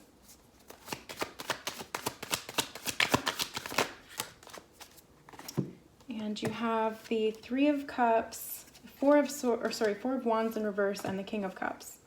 Okay. So, Libra. Let's talk a little bit about some of these burdens that are keeping you down. So, the 10 of Wands is a lot of responsibilities that you've taken on, or things that are just weighing you down. It doesn't have to be responsibilities like jobs, tasks, or things that, are taken on from outside of you. This could just be you feeling really overwhelmed with a lot going on. This could all be internal, but whatever the case is, it just feels really heavy. It feels really burdensome. It can be like you're walking through mud. Everything just feels harder all of a sudden. Maybe you're really physically worn out and fatigued. Maybe you're just really drained. Maybe you are a little bit confused about the direction that you're going because you have so much kind of clouding your vision. The Star card is perfect because it's coming in and helping you to clear that out. So it's helping you to see your way forward again, where these wands were previously kind of blocking your view of the future. It's like you were so stressed out you couldn't see past, like the first 10 yards. And the star is coming in and giving you a big, wide perspective of everything that's to come. Maybe for like the next year. I mean, we're not talking about the next year here in this reading. It's just this month that's coming up. But it can be, long term, and it can give you a lot of clarity and faith and hope. The Star card comes in and it gives you that sense of renewal, where it lifts these burdens off of you and you feel not just 10 times lighter, but 100 times lighter, because the amount of energy and force that it took to keep carrying those weights, once lifted off you, you're not only not carrying those weights, but you have all of the strength that you gained from carrying them all that time. So not having anything feels so light and free. It's like when you, it's like, that game where somebody kind of like, they hold your arm down for an extended period of time. They push on your arm and you push against it. And then they let go of that and your arm just starts to go up like that. That's the image that I'm getting in my head for you guys in November. It feels like you've been pressed down for a really long time. But in that, you've gained a lot of, it was like resistance training for you. Like you've gained a lot of strength. And once the weight comes off, which it is going to, you're going to rise like so fast, like a cork, in the ocean. You were being pulled down, and as soon as it's released, you're just going to shoot up like that, which is fantastic. The Moon card here, I sometimes, see the Moon card in a little bit more of its shadow aspect, where it's like you don't see things clearly and things are obscured and maybe you're a little bit unsure, or there's fear that's coming up. But this Moon card feels really promising for you guys. It feels like you're just really connecting with who you are at soul level. You're letting go of these worries and fears that were burdening you in that 10 of Wands energy. And you're understanding the truth of a situation a lot better. And there's something to celebrate here in that. There's an emotional freedom that you're gaining from this, and you might even be wanting to go out and socialize more because maybe some of those burdens were physical, and by letting some of that stuff go, by delegating, by saying no, or letting go of projects that don't need to be completed right away, and prioritizing yourself and your emotional needs, maybe that's what helps you to feel free again and to be renewed. Maybe, spending time with others and celebrating and having fun is exactly what you need. I feel like, this is definitely going to be in November, because we've got all those pumpkins and stuff in here, which is like, end of October, beginning of November is like Thanksgiving. And I feel like you guys are going to be getting together with people and just really connecting with that emotional clarity that you get when you're around people who really fill you up. You know, you guys are all mutually, you know, it could be like Friendsgiving kind of thing, right? Or this could be family, but I feel like it's something for you that you just really feel empowered and good around these people, and just, you know, putting some of the other things and responsibilities aside to be able to do that for yourself. It's necessary. You know, it's not just a want, it's a need. It's a core need, and you deserve to have that need met. So the Chariot and the Four of Wands in reverse. The Chariot is this very successful energy, and the Four of Wands is also successful energy when in the upright. It's very much about an achievement, a level of achievement that's gained through a new sort of, it's like a new, it's not the completion of anything, but it is the completion of one cycle. But it's like, okay. The Four of Wands in the upright can indicate like marriage or a ceremony of some kind, right? That's not the completion of a relationship. That's not the ending of a relationship, but it's the solidification of a new level of the relationship. And it's something worth celebrating, because when you get married, you know, you're really affirming that this relationship works and that you want to continue it indefinitely. So this Chariot card brings success in something that is worth celebrating, but there might be something that's kind of holding you back there. Let me see what that might be. Let's grab a clarifier for the Four of Wands. Page of Swords popped out. Okay. Page of Swords, Seven of Pentacles, the Hermit card, and the Devil. So I feel like whatever is kind of holding you back from achieving or celebrating your achievement is, you might have just been kind of like watching from a distance. You kind of haven't been interacting with people, maybe, you know, you've been kind of hermiting, fair enough. But it could also be just a lot of fear around it, right? It's more so, it's not that you actually necessarily need to, because you can still reach out to people, you can still connect in different ways, but I just feel like there's been some limitation there, and it's almost like you've been holding yourself back for one reason or another. I'm not quite sure why, but it feels like you've been holding yourself back. Was this King of Cups always in reverse? I just got distracted. I swear it was just upright when I was sitting there with it, and then I looked back and now it's in reverse. I'm gonna have to rewatch the video and see if it was upright or reverse, but I'm just like, I'm tripping out right now because I could have sworn it was upright. Yeah, it feels like there's something emotional that you've maybe been waiting on or trying to like figure out. Maybe you've just been watching from a distance. Maybe this is somebody that you want to get together with, or somebody that you want to level up and get this new level of achievement with in like a relationship or something like that. But you've been a little bit in a state of fear and resistance, and maybe you've just kind of not been doing anything about it. It's like you're kind of just like sitting around twiddling your thumbs is what it feels like. It's nothing wrong with that. It's just, you know, is that really what's going to be serving you long term? Is that what you really think you deserve? I don't know. Libra. I don't know. Feels kind of, I don't know, feels iffy. Let's get some clarifiers here with the Moonology deck. What do you need to release? Yeah, it's like, what do you need to let go of so that you can finally move forward and feel that it's okay to be successful, so that you can rise to the top like that, so you can let go of anything that's been holding you down and keeping you chained and pushing down, right? It's like, get that out of here so you can rise again and feel really powerful emotionally and really, really psychically tuned in as well. The King of Cups in the upright is very connected to that moon energy, right? This is Pisces. If you guys have Pisces in your chart, this could be a significant message for you as well. You know, this is really just you guys feeling really tuned in and psychic and aware and intuitive, and you're able to use that intuition to help you to release some of these things, because you're very intuitive, very intelligent sign, you know? So you can use that, especially with all of this water energy that's here. It's there to help you to free yourself, to release yourself. Okay, anything else from the Moonology deck for Libra, Sun, Moon, Rising? Oh, you got two more. You have Bring Love into the Situation, which is the new moon in Aquarius. And you have Your Hard Work is Paying Off, which is the new moon in Capricorn. So I feel like you guys have been working towards something, and it's been like a heavy burden for you, and now it's like it's finally starting to pay off. So it's just a matter of letting go of anything that's preventing you from celebrating that, or really, you know, standing in your highest expression of that energy that you've worked to build towards. Bring love into the situation. This could be relationship related for some of you, not all of you, wherein, oh shit,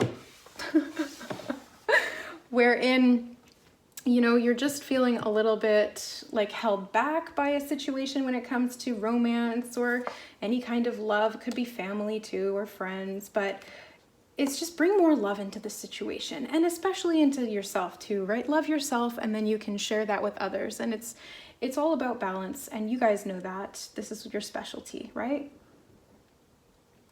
So, you know, keep working towards what you've been working towards. I think that once you release whatever these heavy burdens are, and you find that renewal of hope and faith to keep on going, you know, you're not coming to an end right now, but you're coming to a phase of renewal within a cycle that you're in that's going to help you get to this new level of achievement and this new level of awareness. It feels very much like a spiritual awareness that you're gaining within yourself. And that's hard work too, right? It doesn't have to be physical hard work. It can be spiritual work that you've been putting in, that you've been really dedicating time and energy to, and that can be a lot, right? That can take a physical amount of energy as well. So you have to just recognize that all of the work you've been putting in is worthy, and it's bringing you to that level of success. So enjoy it, because you deserve that, Libra. All right, so thank you so much for being here for the November readings. Don't forget to check out your moon rising sign or whatever other signs you have going on. If you guys are looking for any additional insight, clarity, or guidance, please email me. All of the information for pricing and services is in the description box below the video. All right, guys, we'll see you next time. Bye, Libra. Okay, so let's move on to Scorpio. So Scorpio, how are you guys doing? Let's get some cards for you for November 2020. Scorpio, sun, moon, or rising. Or if you just felt like watching this reading, then there may be some messages here for you. Just take what resonates with you and leave the rest. You guys know the drill. Okay, Scorpio, what's happening November? I didn't mean to sound so down when I said November. November. Okay, let's get some hype in here. 5 of Wands you have. The Fool, the 9 of Swords, and the 8 of Cups. Okay, the 8 of Cups has been coming up for a few people in the readings so far. The Fool card's come up a couple of times. Okay, let's get some clarifiers. 8 of Cups, 8 of Cups. Why is this here? For Scorpio.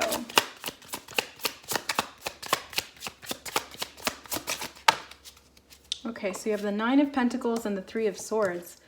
Well, the 9 of Pentacles in reverse, too, and the 3 of Swords. Interesting. Okay.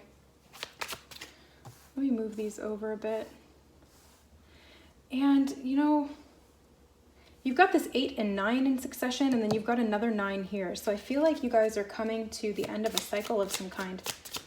9 of Swords, why is this here? 3 of Wands. The Fool card. Whoops.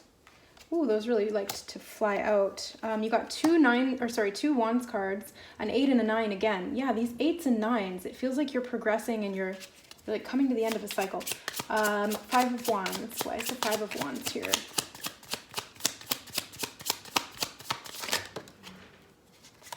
Five of Cups and the 7 of Pentacles. I'm going to put the Seven of Pentacles over here. I don't know why, but it wants to go over there. So I'm going to let it do its thing. Okay, so Scorpio. Oops. It feels like, I'm just repositioning because my legs are falling asleep. It feels like I was saying, it feels like you're going through a major change of some kind, especially as it relates to progressing through cycles. So you've got a lot of 8s and 9s, which is, it means that you've taken the initiative in the 8 and you've transitioned into the 9, which is about that release, the closure, the endings, things coming to that sense of completion and wholeness, potentially things needing to be released as well with this 3 of Swords, and being able to move forward. And, you know, there might be some grief that comes with that. There might be some resistance to the changes or to the letting go of the phase or cycle that's ending. But ultimately, it's going to provide you with a new beginning. So it's not a bad thing, but it can feel really heavy. And it also feels like you've been waiting around, like impatiently possibly as well, but you could have been waiting patiently, but it feels like you've been waiting around for a little while. This is the 7, and the 7 wanted to sit here specifically, which is right at the beginning of the reading. So you've got 7, 8, 9, 9, 8, 9, and then some 5s. So I feel like the 5s are these major changes you're going through. The 5 of Wands is kind of like conflict. It can also be, it's almost like there's just too many things going on, right? In the traditional Rider-Waite, the 5 of Wands is 5 people with sticks in their hands and they're all kind of fighting each other. Nobody can agree on what to do with these sticks. It kind of, you know, it's chaotic. It's conflict. This 5 of Wands is the Chimera, which is like a hybrid beast with all of these different parts to it. You know, he's got the scorpion tail, which is actually a snake. He's got hooves. He's got a lion's head. He's got like a whatever else kind of body. So he's very chaotic and all over the place. You know, all of these mishmash of energies and things kind of being put into one thing, and it can just feel very conflicted, right? It's not cohesive. There's no real rhyme or reason to it. It's just like, what is this? What the heck is this? And that can bring up some stuff, right? Because when we're feeling really out of sorts, there's a lot of change going on. There's a lot of conflict. Maybe there's something that needs to be let go of there. Maybe there's something that needs to be changed. And the 5 of Cups can come in and kind of say, well, you've got to let it go. You've got to let the past go, or, you know, reconcile some of that chaos and that conflict in your own mind to be able to move forward and find this level of emotional fulfillment in the future. So it does require you to grieve to some extent anything that you do have to let go of, whether it's past or present. I feel like it could be in relation to love, the 8 of Cups and the 3 of Swords. This could be a relationship that you're having to walk away from that is, you know, emotionally painful for you. I mean, the situation could be emotionally painful, but walking away is also emotionally painful. So either way, it's causing some, you know, some conflict in your heart. And the Pirate is the 8 of Cups energy in this particular deck, which I don't remember the name of, so I'm sorry, but it's like got all these mythical creatures and stuff. And the 8 of Cups being the Pirate card, I feel like this is really to do with somebody stealing something from you, like not stealing something from you, not physically, but it's just like emotionally it took a toll on you. Like this other person who you were with might have been kind of draining your energy. You know, maybe there wasn't a balanced give and take when it comes to love or emotions or your needs being met. Maybe this is why it hurts so much, is because, you know, you tried to be vulnerable and to give as much as you could, but it seemed like it wasn't enough, or the other person just wasn't able to reciprocate in the way that you hoped that they would. It feels like this really shook your confidence and your independence. It might have come off, you know, really harsh and made you feel like you weren't good enough. The 9 of Pentacles is usually a really powerful card of, you know, self-sufficiency and self-determination and self-discipline that leads to abundance and the enjoyment of what you've created or what you were able to create. I just feel like this, I just feel like this energy that you guys feel drained. You feel really kind of like your confidence took a hit. I don't know if this was because of that other person. if this was with another person or is with another person, but it just feels kind of icky. I'm not gonna lie, it feels kind of icky. And the Nine of Swords, the basilisk. If you guys are a fan of Harry Potter, you know that the basilisk is, you know, that weird snake creature that can freeze you or kill you with its stare. So I feel like, yeah, there was like somebody was just draining you with their energy. And now I want to be really clear. Nobody can drain you without your consent. Nobody can drain you without your consent. People can't just take your energy. There has to be a vibrational likeness to be able to gravitate towards somebody that, you know, will do things like that or act like that. And there has to be some level of some subconscious or action-oriented agreement that you allow them to do this, or you're consenting to it in some way. It's not that you're allowing them, it's that on some level, subconsciously or otherwise, you've consented to it. And it feels like if you put this mirror in front of you and you shine it back on them, you're not only protecting yourself, but you're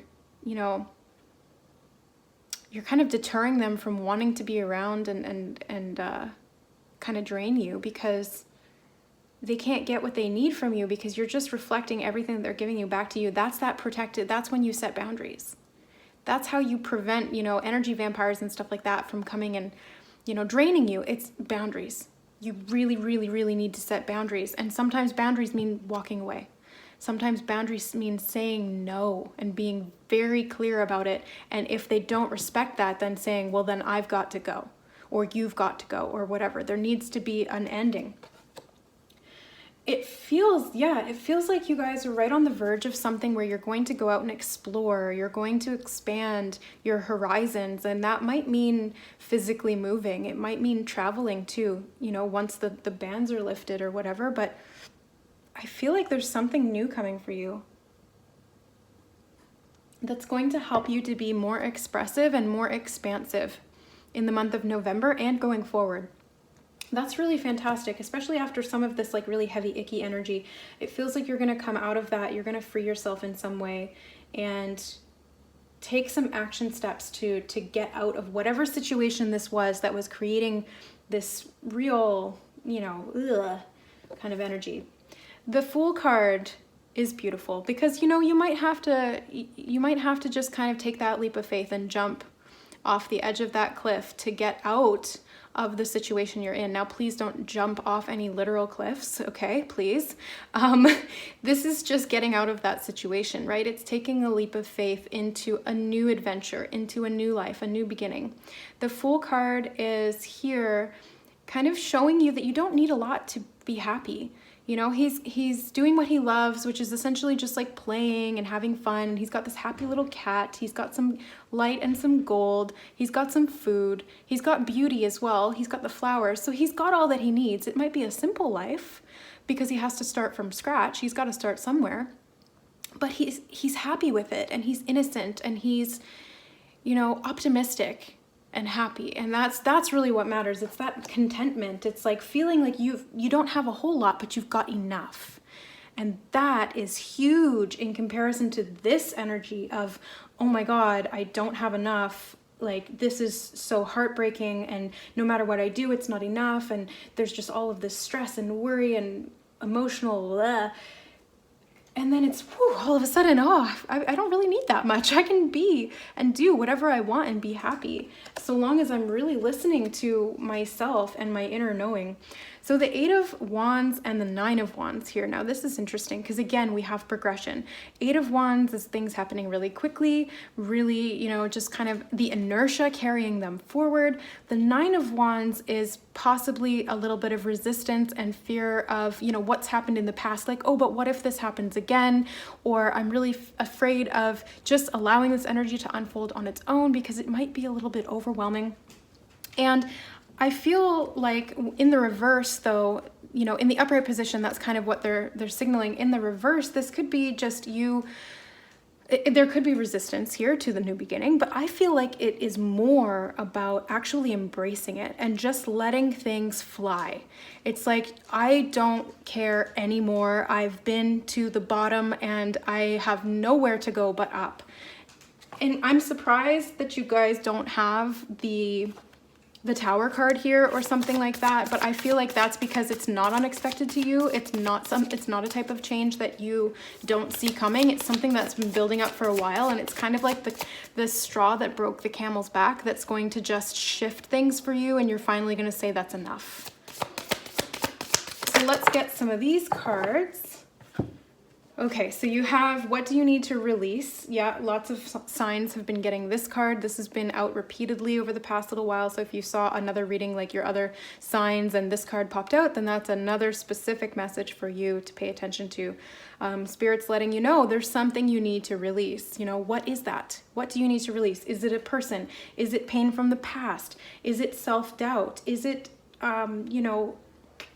poor habits or bad habits that are keeping you in a state of lack? Is it, fear and doubt of being able to start something new? Is it procrastination? Is it impatience? What is it? What is it? What is it? What is it that you need to release, Scorpio?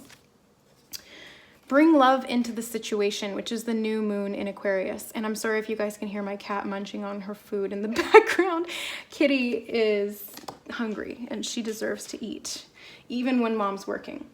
So bring love into the situation could mean just really connecting back with your self-love. This could also be about bringing more love into a situation that needs it. The new moon in Aquarius as well. So that this could be a significant new moon for you in the year to come, or this could be something just right now in the month of November to pay attention to energetically. Aquarius is an air sign, so it's very much connected to the thoughts, the realm of the mind. Aquarius is very into technology and philosophical thinking. They want to help others. I feel like bringing love into this situation is not necessarily within like a finite relationship. I feel like Aquarius is more large scale love. So this is like bringing more love into the world. It's giving back to the world and creating change within yourself and then sharing that with the external world, the outside world. I feel like you guys are going to be maybe even starting a new project where you're giving back in some way with a skill that you have, right? Make sure that you're compensated, of course, or if you want to give it away, that's fine too. But I feel like this is a new project that you're setting up or something. Once you free yourself from a situation that was really heavy and weighing you down, you're actually going to be able to transform and become, this new version of you where you can then share that with the world. So thanks so much for stopping by, guys, and for allowing me to pull cards for you in November, Scorpio. I appreciate that. If you guys are looking for any additional insight or guidance into your personal situation or what's going on with you, if you need some help with releasing or spiritual healing of any kind, all of my information and services and pricing are in the description box below this video. If you just click the little show more button or the little inverted triangle, you will get all of the information you need. All right, guys, thank you so much for being here, and we will see you next time. Bye. Okay, Sagittarius, welcome to your monthly reading for November 2020. This is a general reading for Sagittarius, sun, moon, or rising, or if you just felt like watching this reading, even if it's not one of your signs, that's fine too. There might be some messages here. Just take what resonates with you and leave the rest. Okay, so Sagittarius, that was fast. You have the Prince of Spring and the Eight of Summer. Okay, these freaking cards have been coming up like crazy. So this might be like collective themes that we're working through, or you might go and check back with some of the other signs and see which readings these came up in. I can't remember. The Eight of Summer, the Eight of Cups has come up in a lot of them. So if you watched another reading and any of these cards presented themselves, then yeah, that's a message for you, Sagittarius. Okay, Sagittarius, sun, moon, or rising. What's going on in November 2020 that they need to know about? You have the Five of Summer and the life experience, which is the Tower card. Okay, so the Prince of Spring I feel like this is very much your energy, Sagittarius. This is the fire element. You know, the Prince of Spring is like the Knight of Wands. He's charming, he's self-confident, he's passionate, he's restless. He likes to take immediate action. He can successfully manage challenges, and he's very passionate when it comes to his relationships. So I feel like this is your energy embodied right now, and there might be something that you need to take action on this month, something that you will be taking action on that will create some change in your life. Maybe this is a new venture that you're undertaking. The Eight of Summer is the Eight of Cups in the traditional tarot, and this is really about walking away from something that's emotionally unfulfilling. It's the desire for a more meaningful life, realizing it's time to move on for one reason or another, and choosing to make major life changes. So with this Knight of Wands and the Eight of Cups, I feel like you guys are changing something, or you may be walking away from something, taking action towards some different aspect that will be potentially more fulfilling for you. But in that, there's some grief. The Five of Cups, or the Five of Summer, is the Five of Cups, and this is about grieving for the past, letting go of something. It says, trust that there's a reason for everything that happens.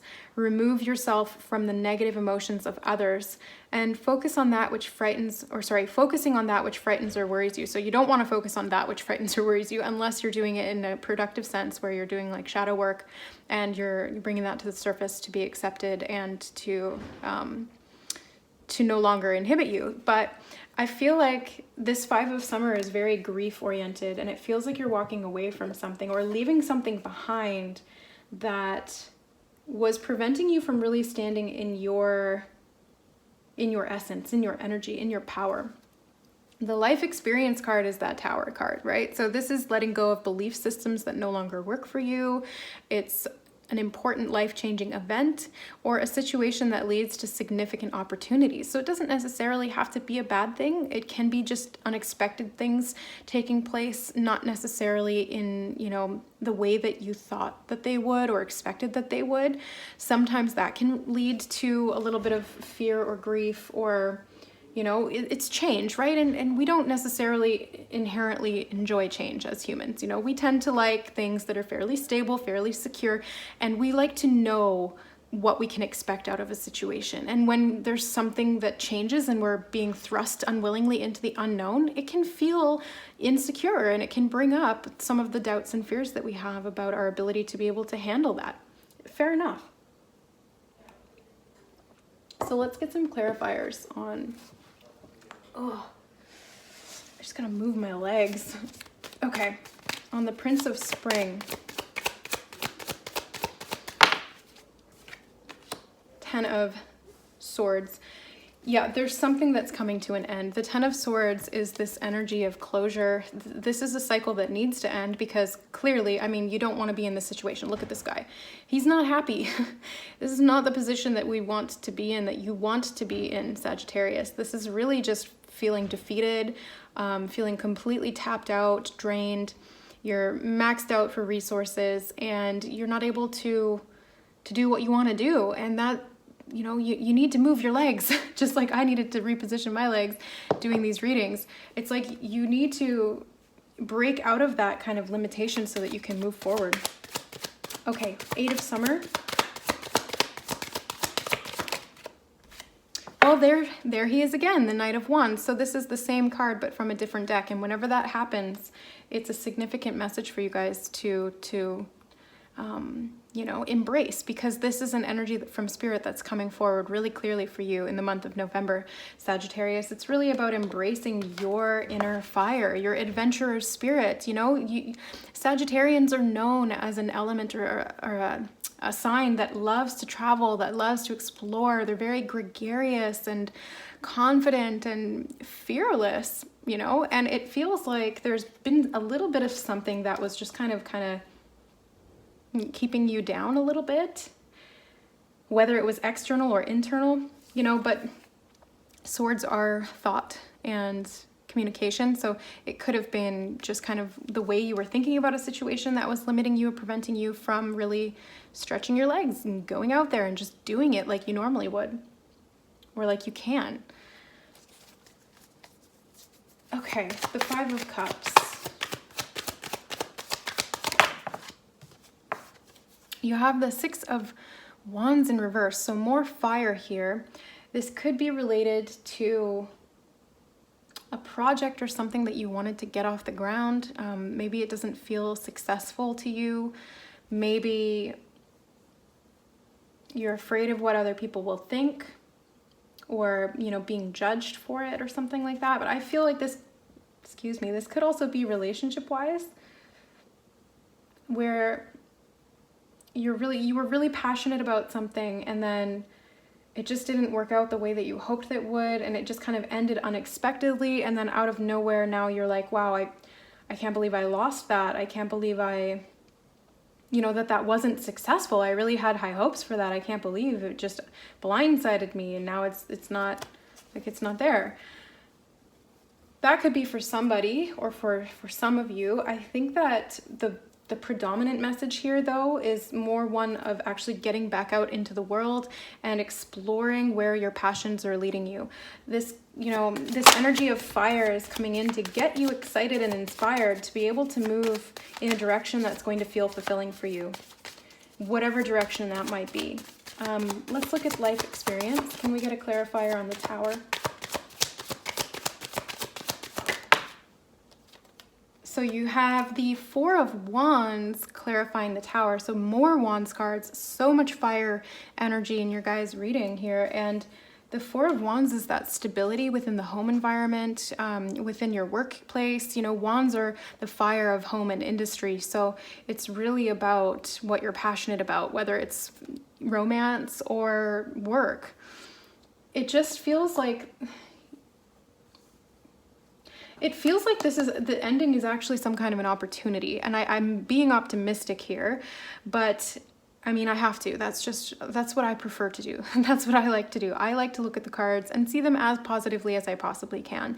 And in this case, I see the Tower as, yes, it's a change. It's unexpected. It might require you to let go of something or sacrifice something that was preventing you from really achieving this new whatever it is that you're looking for, but eventually or subsequently you will get that. You will get this level of achievement, of celebration, of stability, of whatever it is that you're looking for when it comes to what sets you on fire, or what really, gets your fire going inside you, what motivates you, what inspires you, what makes you really want to express yourself creatively and explore and adventure and learn new things and maybe even travel, who knows. But it feels like, there's some good opportunity here coming in the future, possibly in November, maybe afterwards, but it's going to get started in November. This life experience, the Tower moment, may happen in November, and you have to grieve and kind of let go of some of this stuff, but then maybe towards the end of November you start to get your mojo back, so to speak. It really feels like Stella's gonna get her groove back, and you guys are going to be able to gain that new sense of stability that you're looking for when it comes to what you're trying to create, and then be able to build off of that going forward. So let's see what the moon phase cards have from Moonology for Sagittarius, Sun, Moon, Rising for November 2020. Oh, yes, prosperity lies ahead, new moon in Taurus. So this doesn't have to be in regard to the actual new moon in Taurus, although it could be if you're looking forward into the new year or something like that. I don't know when the new moon in Taurus actually is, but if you guys want to look it up, that could be something specific for you. But if it's not, then it's just a message that prosperity does lie ahead. Whatever direction that you decide to pursue when it comes to your inspiration, your creativity, your exploration, anything that really, like I said, sets you on fire and makes you feel alive, that's where your prosperity lies. That's where you're going to be able to see some results and some stability and some victory, some success. But first, there's something that needs to be let go of, because that's the only thing, and it's emotional. It's something emotional that needs to be let go of. That's the only thing that's really holding you back. And your mind is going to help you do that. Possibly taking action as well. Yeah, there it is. What do you need to release? This card keeps coming up for so many signs. It's come up for like at least half so far. And yeah, this is kind of exactly what I was just saying. There's something that needs to be released, something that needs to be let go of. It's going to be released potentially through a new way of thinking about something or a new way of taking action. Either way, it's going to help you to address an underlying emotional situation, relationship, experience, memory that is not serving you anymore, and it's essentially just dulling that fire within you and preventing you or having, and having doubts to be able to move forward successfully. So letting that go, releasing that, is going to help you to be much, much, much more prosperous moving forward into November and after, or should I say, and beyond. November and beyond. All right, guys, so if you guys want any additional insight, guidance, clarity around your personal situation or your personal healing journey, then please reach out to me for any healing or services that I offer. All of the information is in the description box below the video, and I will see you next month. Let's keep going. Capricorn, how are you guys doing? Let's find out what's going on for Capricorn. The Hermit, the Eight of Swords, Capricorn, Sun, Moon, Rising, 2020, November, Page of Wands, Queen of Cups, and the Sun. You guys also have the Queen of Pentacles, two Queens, and the World card, the Eight of Pentacles, the Four of Wands. Let's get one more for Capricorn, Sun, Moon, Rising, November. Thank you. Ace of Wands. Okay. So Capricorn, this is a general reading for your Sun, Moon, or Rising sign, or if you just felt called to watch this reading, there might be some messages here for you. Just take what resonates with you and leave the rest. Okay, so you have the Hermit first and foremost, which is the number 9, and then you have the 8. The World card is number 21, but it's got this big 8 looking Ouroboros on it. So I feel like there's some kind of karma, just initially right off the bat, just looking at your cards. It feels like there's some kind of karma that's coming to completion. Something's coming to an end. It kind of feels like you're gaining clarity on something, and that's what's enabling you to bring it to a close. The Eight of Swords is, in this deck, Pegasus, which to me really speaks of freedom, because Pegasus is not limited to, running around on the ground like a normal horse. Pegasus is able to fly, and that's really a wonderful skill to have. And this is something that you can do. Swords, the realm of thought, so it's freeing your mind. Free your mind. Seriously, that's exactly what this is. It's you liberating yourself from limitations that were created by concepts, beliefs, rationalizations, or any other kind of thought patterns or behaviors that really just limited you and kept you on the ground. And Capricorns are an earth sign, and so you like to be on the ground, but I think that in this case, it's going to be so much more empowering for you to fly. So it's finding, that within yourself and being able to fly. The Hermit card was what enabled you to do this. I feel like you needed some time and space alone for yourself to contemplate some of these things, to be able to come to this conclusion that you can free yourself and to bring some of these patterns and thoughts and beliefs up to the surface so that they could be addressed and released. Because if you don't know that they're there, then how are you going to clear them out, right? And sometimes it takes some time and some space and some self-reflection to be able to do that. I feel like this Page of Wands is kind of like the opposite of what it would normally be. The Page of Wands can be like a new start in something. You're starting a new project, or you're learning a new skill. I feel like because it's the Necromancer card, it's almost like, yeah, it's like you've brought something back from the dead, and it's like that old cycle that just keeps haunting you. And the only reason it's still there is because you've been giving it life, either by ignoring it or excusing it, or just, yeah, like subconsciously allowing it to continue. It feels like this Page of Wands is kind of telling you like, hey, this has still got life in it because you're breathing life into it. You're providing it that what it needs to sustain itself. So it's really about kind of cutting that off, because the card below it is the Eight of Pentacles, which is normally a card about study and learning and practice and kind of honing your skill. But this is the zombie. So it's like the necromancer and the zombie together. It's like you've brought it back to life, and now it's got like a life of its own. Right? And if you keep animating this old cycle and this old thought, this old belief, it's going to continue to kind of wreak havoc and do its own thing.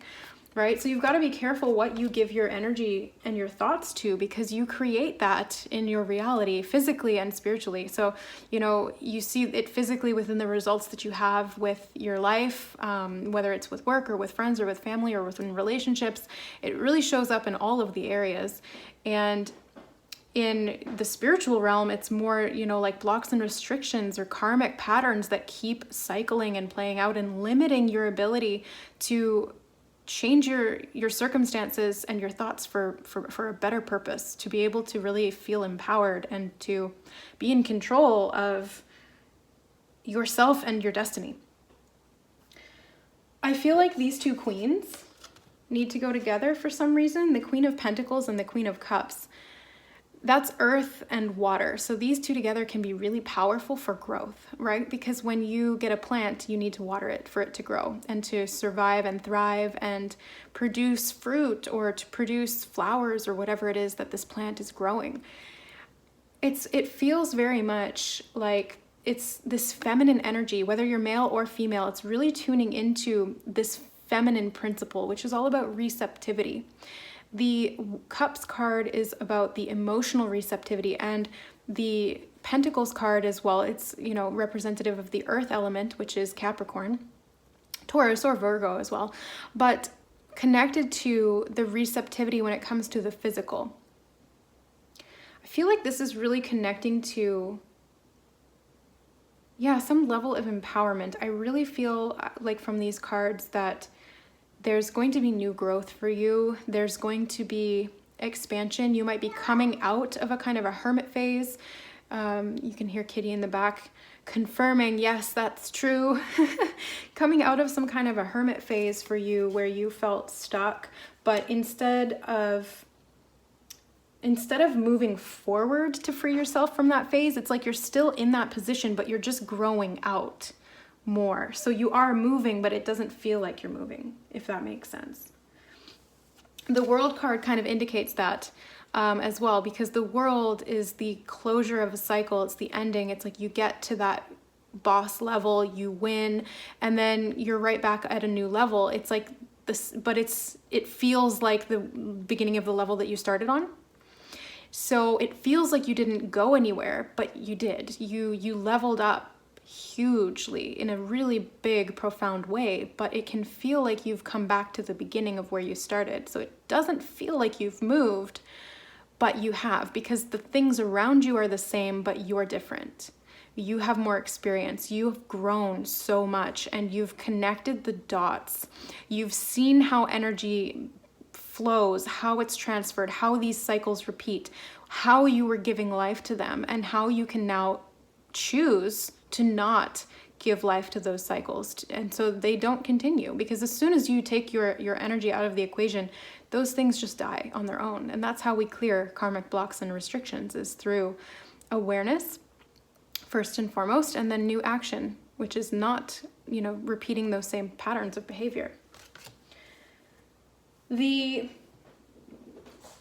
Four of Wands and the Ace of Wands, I feel like these two go together. The Four of Wands is the fairy, and the Ace of Wands is the salamander. These are both fire cards. I feel like this is very much for you, some new level of achievement, because the Four of Wands in traditional tarot is like this celebration of some kind, like you've gotten to a new level of that game as well. Maybe that point, it's just a checkpoint right in the middle, but you've gotten past, you've cleared some level of the experience. And the Ace of Wands shows you that, you know, you've done this because you allowed yourself to, because you took the initiative, because you took action, because you used that inspiration and motivation to drive you forward, to create the change. And now that's worth celebrating. That fairy card, the Four of Wands, it's magical, and it's enjoying the fruits of your labors as well. It's, you know, stopping to smell the roses. It's stopping to enjoy what you've created and what you've magicked into this world. Magicked, I know that's not really a word, but it is. Like you've used this wand that you have, because the salamander is the Ace of Wands, which is normally just like a wand, and she's got a wand in her hand over here too with the four. So this is creating some kind of stability for yourself from a new beginning that you are giving to yourself through this new level of awareness you're gaining.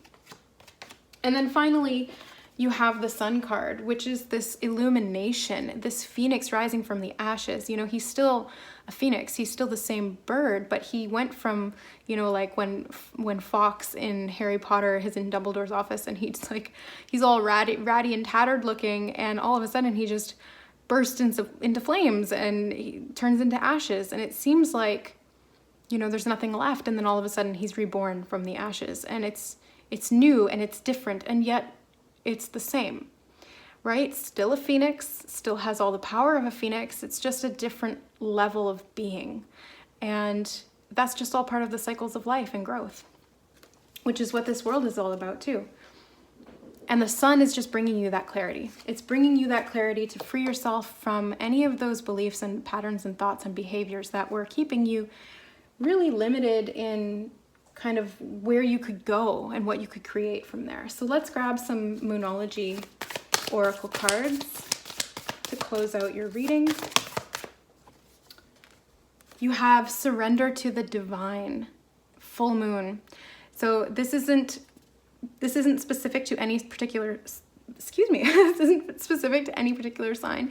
The full moon is just full moon. So this could be indicating that it's time to release something, like we were talking about here. It's releasing, letting go, you know, really just allowing things to shift, allowing things to change, and surrendering to that process, surrendering to the divine that lives within you and is guiding you. It's helping you. It's showing you the light and the way forward. And one more card for Capricorn, Sun, Moon, Rising for November.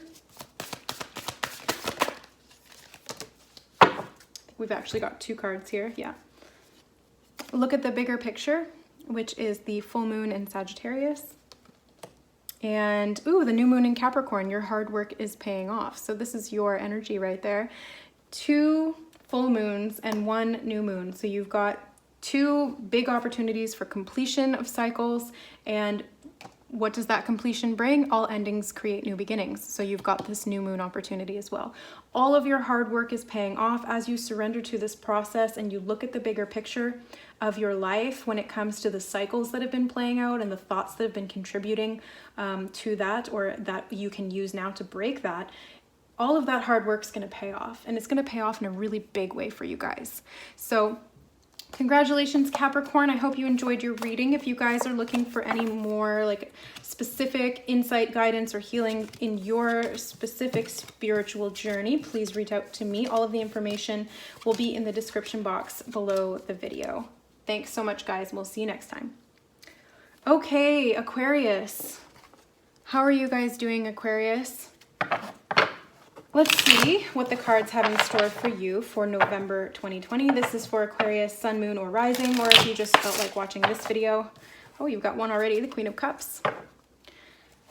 So just take what resonates and leave the rest. Okay, Aquarius, Sun, Moon, Rising, November. What messages want to come through? You've got the King of Wands as well.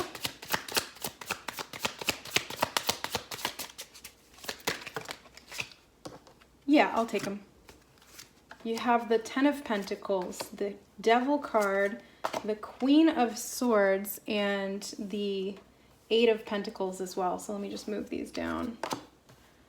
Okay. So, Aquarius. On the bottom of the deck, you have the High Priestess as well. So I'm just going to put that there. Lots of Queen energy, King energy. So lots of these like very upper level court cards. These are the players in the deck, right? These are the characters. These are the aspects of our personality. These are the people that we surround ourselves with.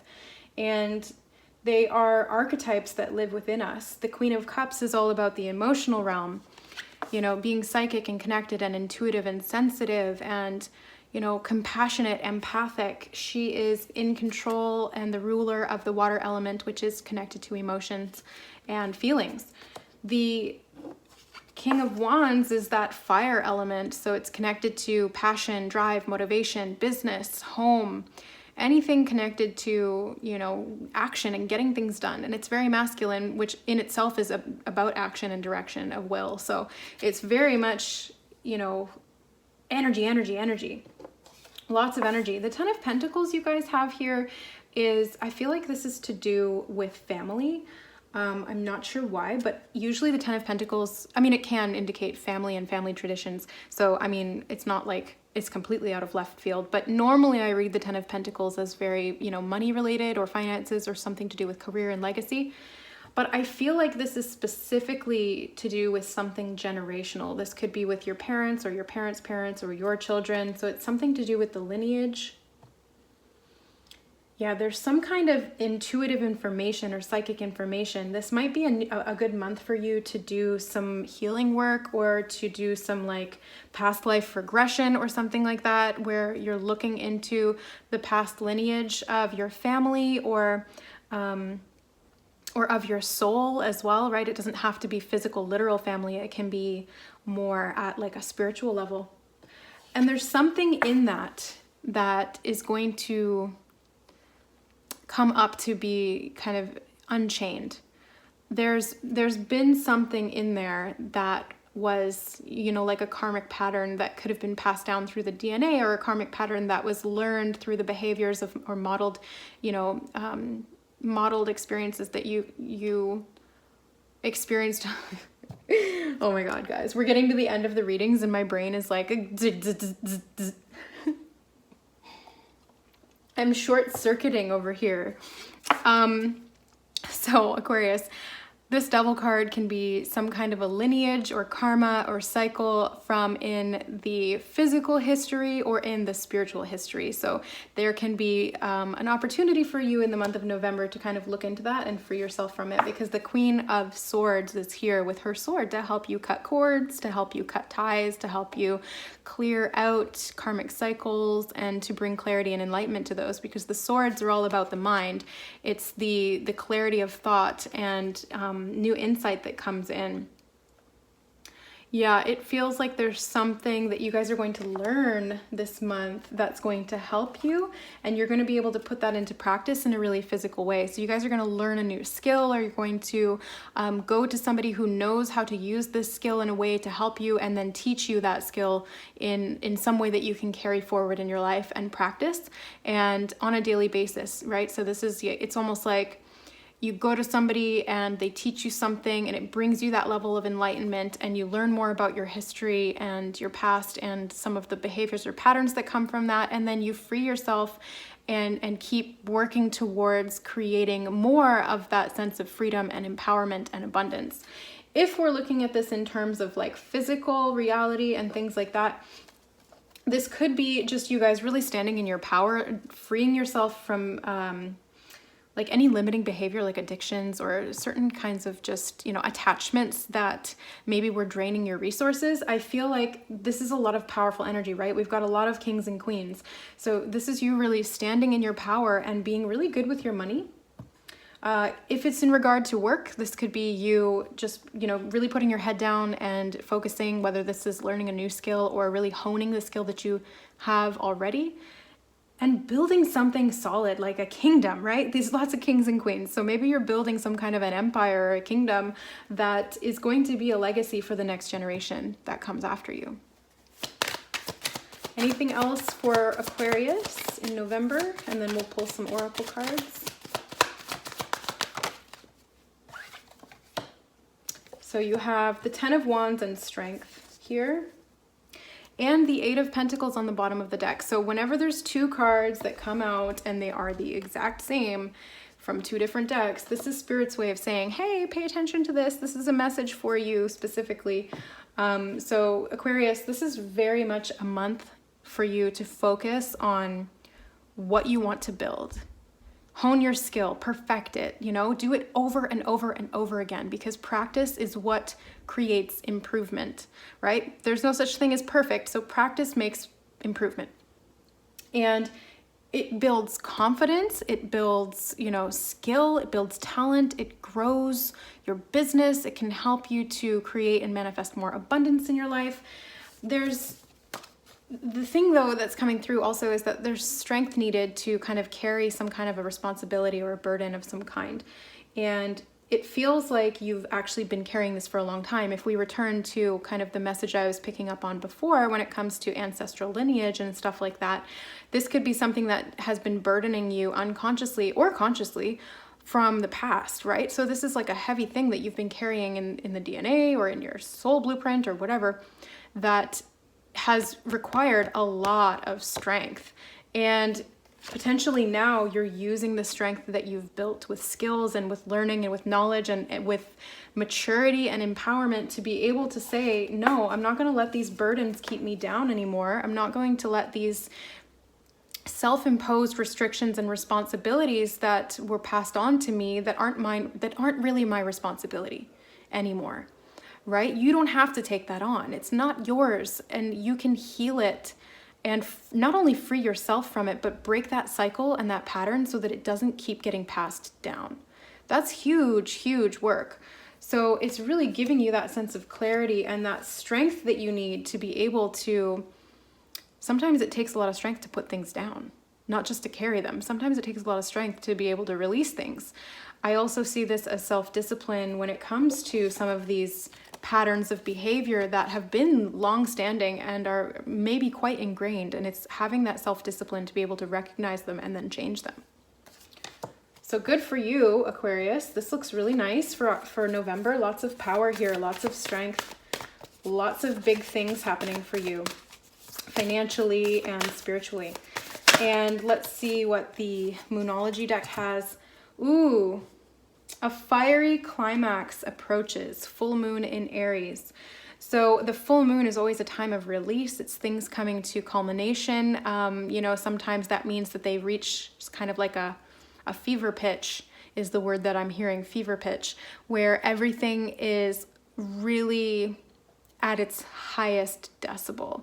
Everything is the most either chaotic that it can be or the most powerful and transformative that it can be. So it's really just kind of embracing this energy and how it plays out in your life in the month of November and going forward.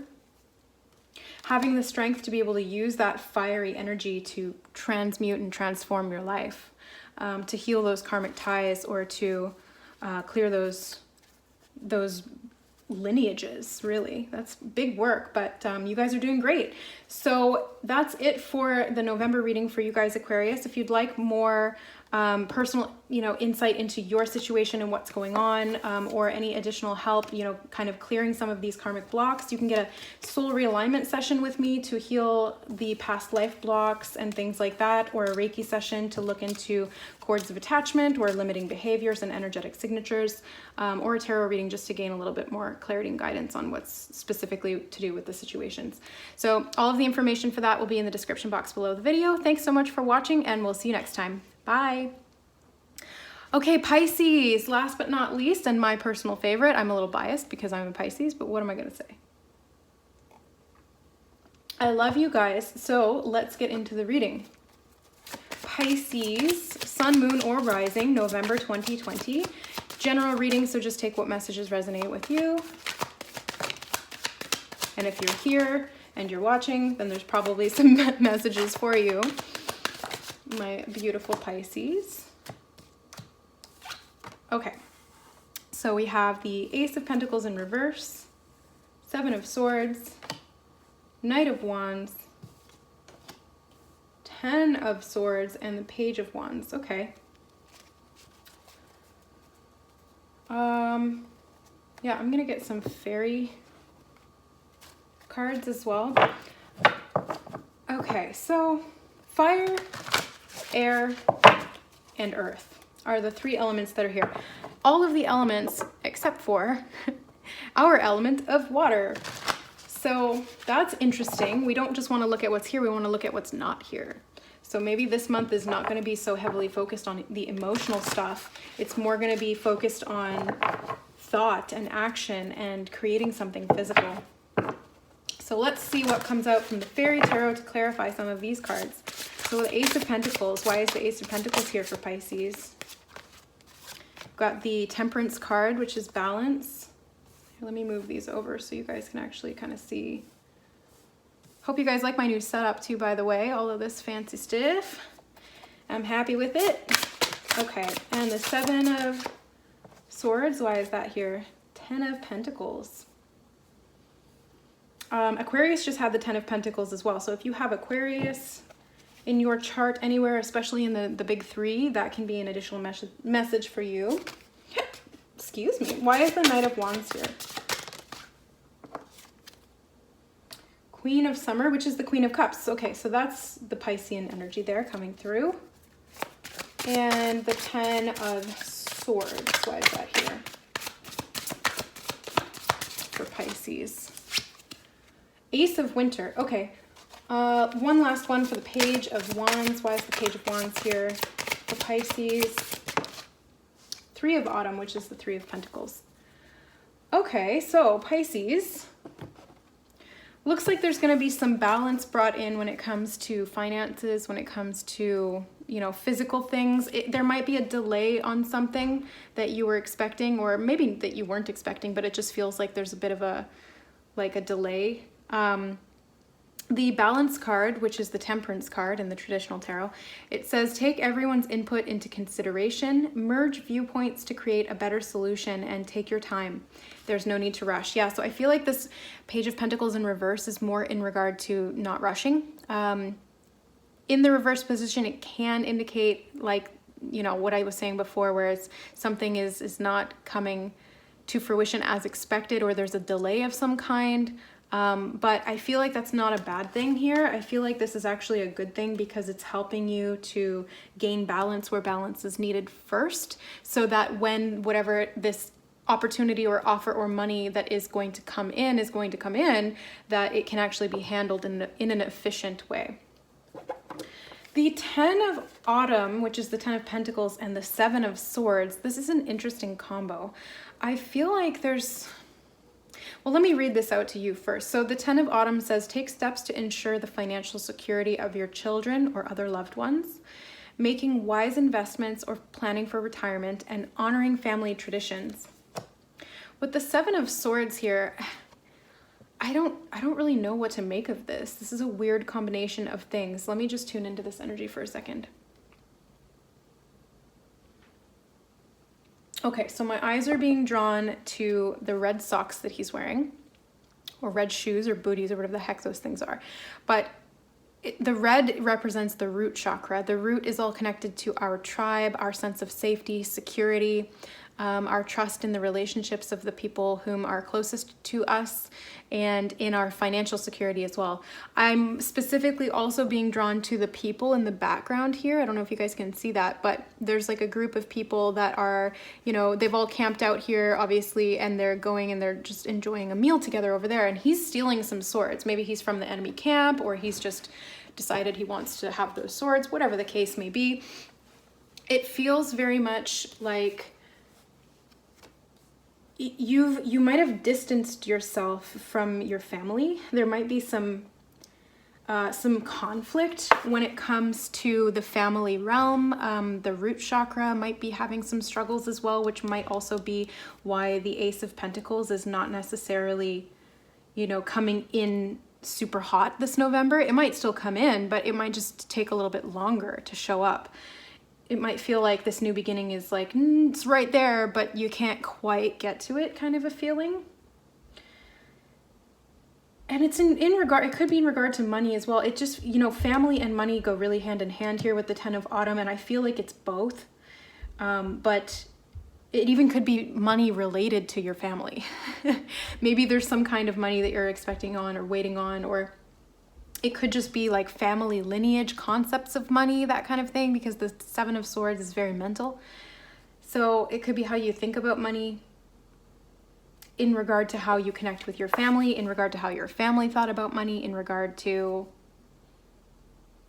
yeah, just like this sense of disconnection. It feels very disconnected. So, you know, make of that what you will. But the Knight of Wands here, I feel like this is some kind of an action, especially with the Page of Wands as well. See, there's two progressive energies of Wands. So you've moved from the Page to the Knight. You're progressing, you're moving, you're taking action, you're learning self-discipline. You're learning and expressing yourself. You are exploring your capacity for growth and the motivation and the inspiration that really drive that growth. So those two are great. I feel like this is connected to the emotional realm because the Queen of Cups is below the Knight of Wands. So the emotional fulfillment that you get from the creativity and the inspiration is what's driving you and motivating you intrinsically. The Queen of Summer is loving, comforting, emotional, and intuitive. And it says, listen to your heart, intuitive insights you can trust, taking care of others, perhaps too much. Yeah, so the Queen of Cups, very much the Piscean energy. We tend to be very emotional, sensitive, connected, deep thinkers and feelers, very connected to the imagination and the unknown, the subconscious mind, and caring and loving and nurturing others. Maybe a little bit too much. So maybe there's a need for boundaries here, or a need to kind of like control your own personal energy in relation to your family, in relation to money. Potentially, again, those two things being connected because there's balance here. So there's a balance between two things. Maybe there's family on one side and money on the other. Maybe those two things are needing to be balanced, and maybe one's a little bit off right now and it just needs to be brought back into center. The 10 of Swords and the Ace of Winter. The Ace of Winter is the Ace of Swords. So these are two swords cards, one being the beginning and 10 being the ending. So this is the full cycle here with the swords. The Ace of Winter says, don't be deterred by challenges along the way. It's important to communicate clearly and accurately. Amazing new ideas that should be implemented. So the Ace of Swords really does bring you this new clarity. It can be epiphanies coming in, new insight, especially after coming out of a 10 of Swords period where things were really challenging. And it even says that here, it's you know, don't be deterred by challenges along the way. I think maybe that's where this Ace of Pentacles comes in too. It's like, don't be deterred if there's challenges that kind of delay this level of financial growth or physical growth or whatever. It's balancing itself out. It's coming into balance. You're learning through these obstacles and challenges, and you're gaining new levels of insight and clarity and awareness that are really the gold that you're digging for here. This is really the wealth that comes from life. It's not the money. It's not the anything else. It's really just the experience. And below that experience it's all learning about love. The Page of Wands and the 3 of Winter. I feel like these don't go together, actually. I don't know why, but I don't feel like they go together, and that's okay. The 3 of Autumn is the 3 of Pentacles, and this says, follow your passion when it comes to your career, be the best at what you do, and being compensated for your creative ideas and talents. I mean, on some respect, it can relate to the Page of Wands in that you are following your passion when it comes to your career, or following your passion when it comes to your inspiration and getting motivated to create something from that. But I feel like this is just more related to, yeah, it's like working on something and just being proud of it for the sake of you having created it, even if you don't show it to anyone or anything. But I feel like it will end up out in the world anyway, because when you're really good at something, people take notice. Even if you try to keep it hidden, people will take notice, and or you will just feel called to share it, right? People will find out about your talent or your skill. They'll seek it out. They will, you know, they'll pay you for it, right? You get compensated for your creative talents.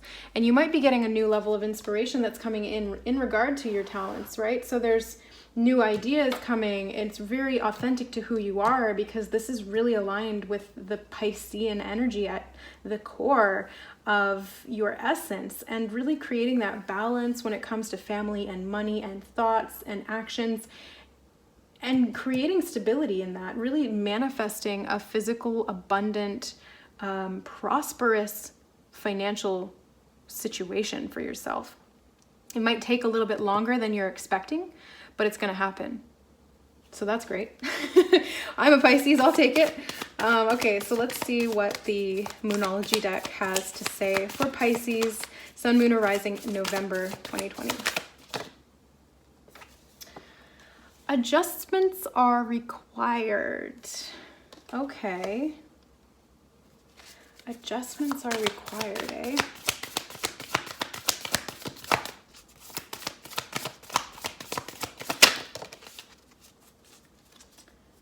Okay. So these are two brand new cards. We had a lot of repeats from the Moonology deck for all of the other signs, but these are brand new and the first that have come out for Pisces. So that's really interesting, and I want to note that. First of all, adjustments are required is the third quarter moon, and the next card is the answers you need are coming, which is the full moon in Gemini. So this doesn't have to be time specific to these actual full moons indicated, or moon cycles indicated, but it can be. I just feel like, yeah, there's adjustments that are needed, and the answer to create those adjustments, or to help to make those adjustments, is going to be coming. With that Ace of Swords here, that's the clarity and the insight that just comes out of nowhere. It's like you get this aha moment and things become a lot clearer, or you're inspired in a new way. So that's going to help to create this balance and to help with those adjustments that are required, because there's something that is a little bit out of alignment here with some of these, you know, the 10 of Swords and the 7 of Swords. Those are a little bit kind of like energy, but they're surrounded by a lot of really good energy, and it's going to all work out okay, is essentially what I'm feeling. And for lack of like a graceful way of saying that, it's all going to be okay. Everything's going to come, you know, everything's going to come up aces in the end. Everything's going to unfold in your favor. And I'll leave it at that, Pisces, because you can't beat a good thing. So thank you so much for watching and for being here, for allowing me to pull cards for you. If you guys are looking for any additional insight into your personal situation or spiritual healing or anything like that, all of the information is in the description box below. If you'd like to book a reading or a session with me, I do tarot, Reiki, and soul realignment Akashic record readings. Thank you so much for being here and for sticking around to the end. I love you, and I'll see you next time. Bye, guys.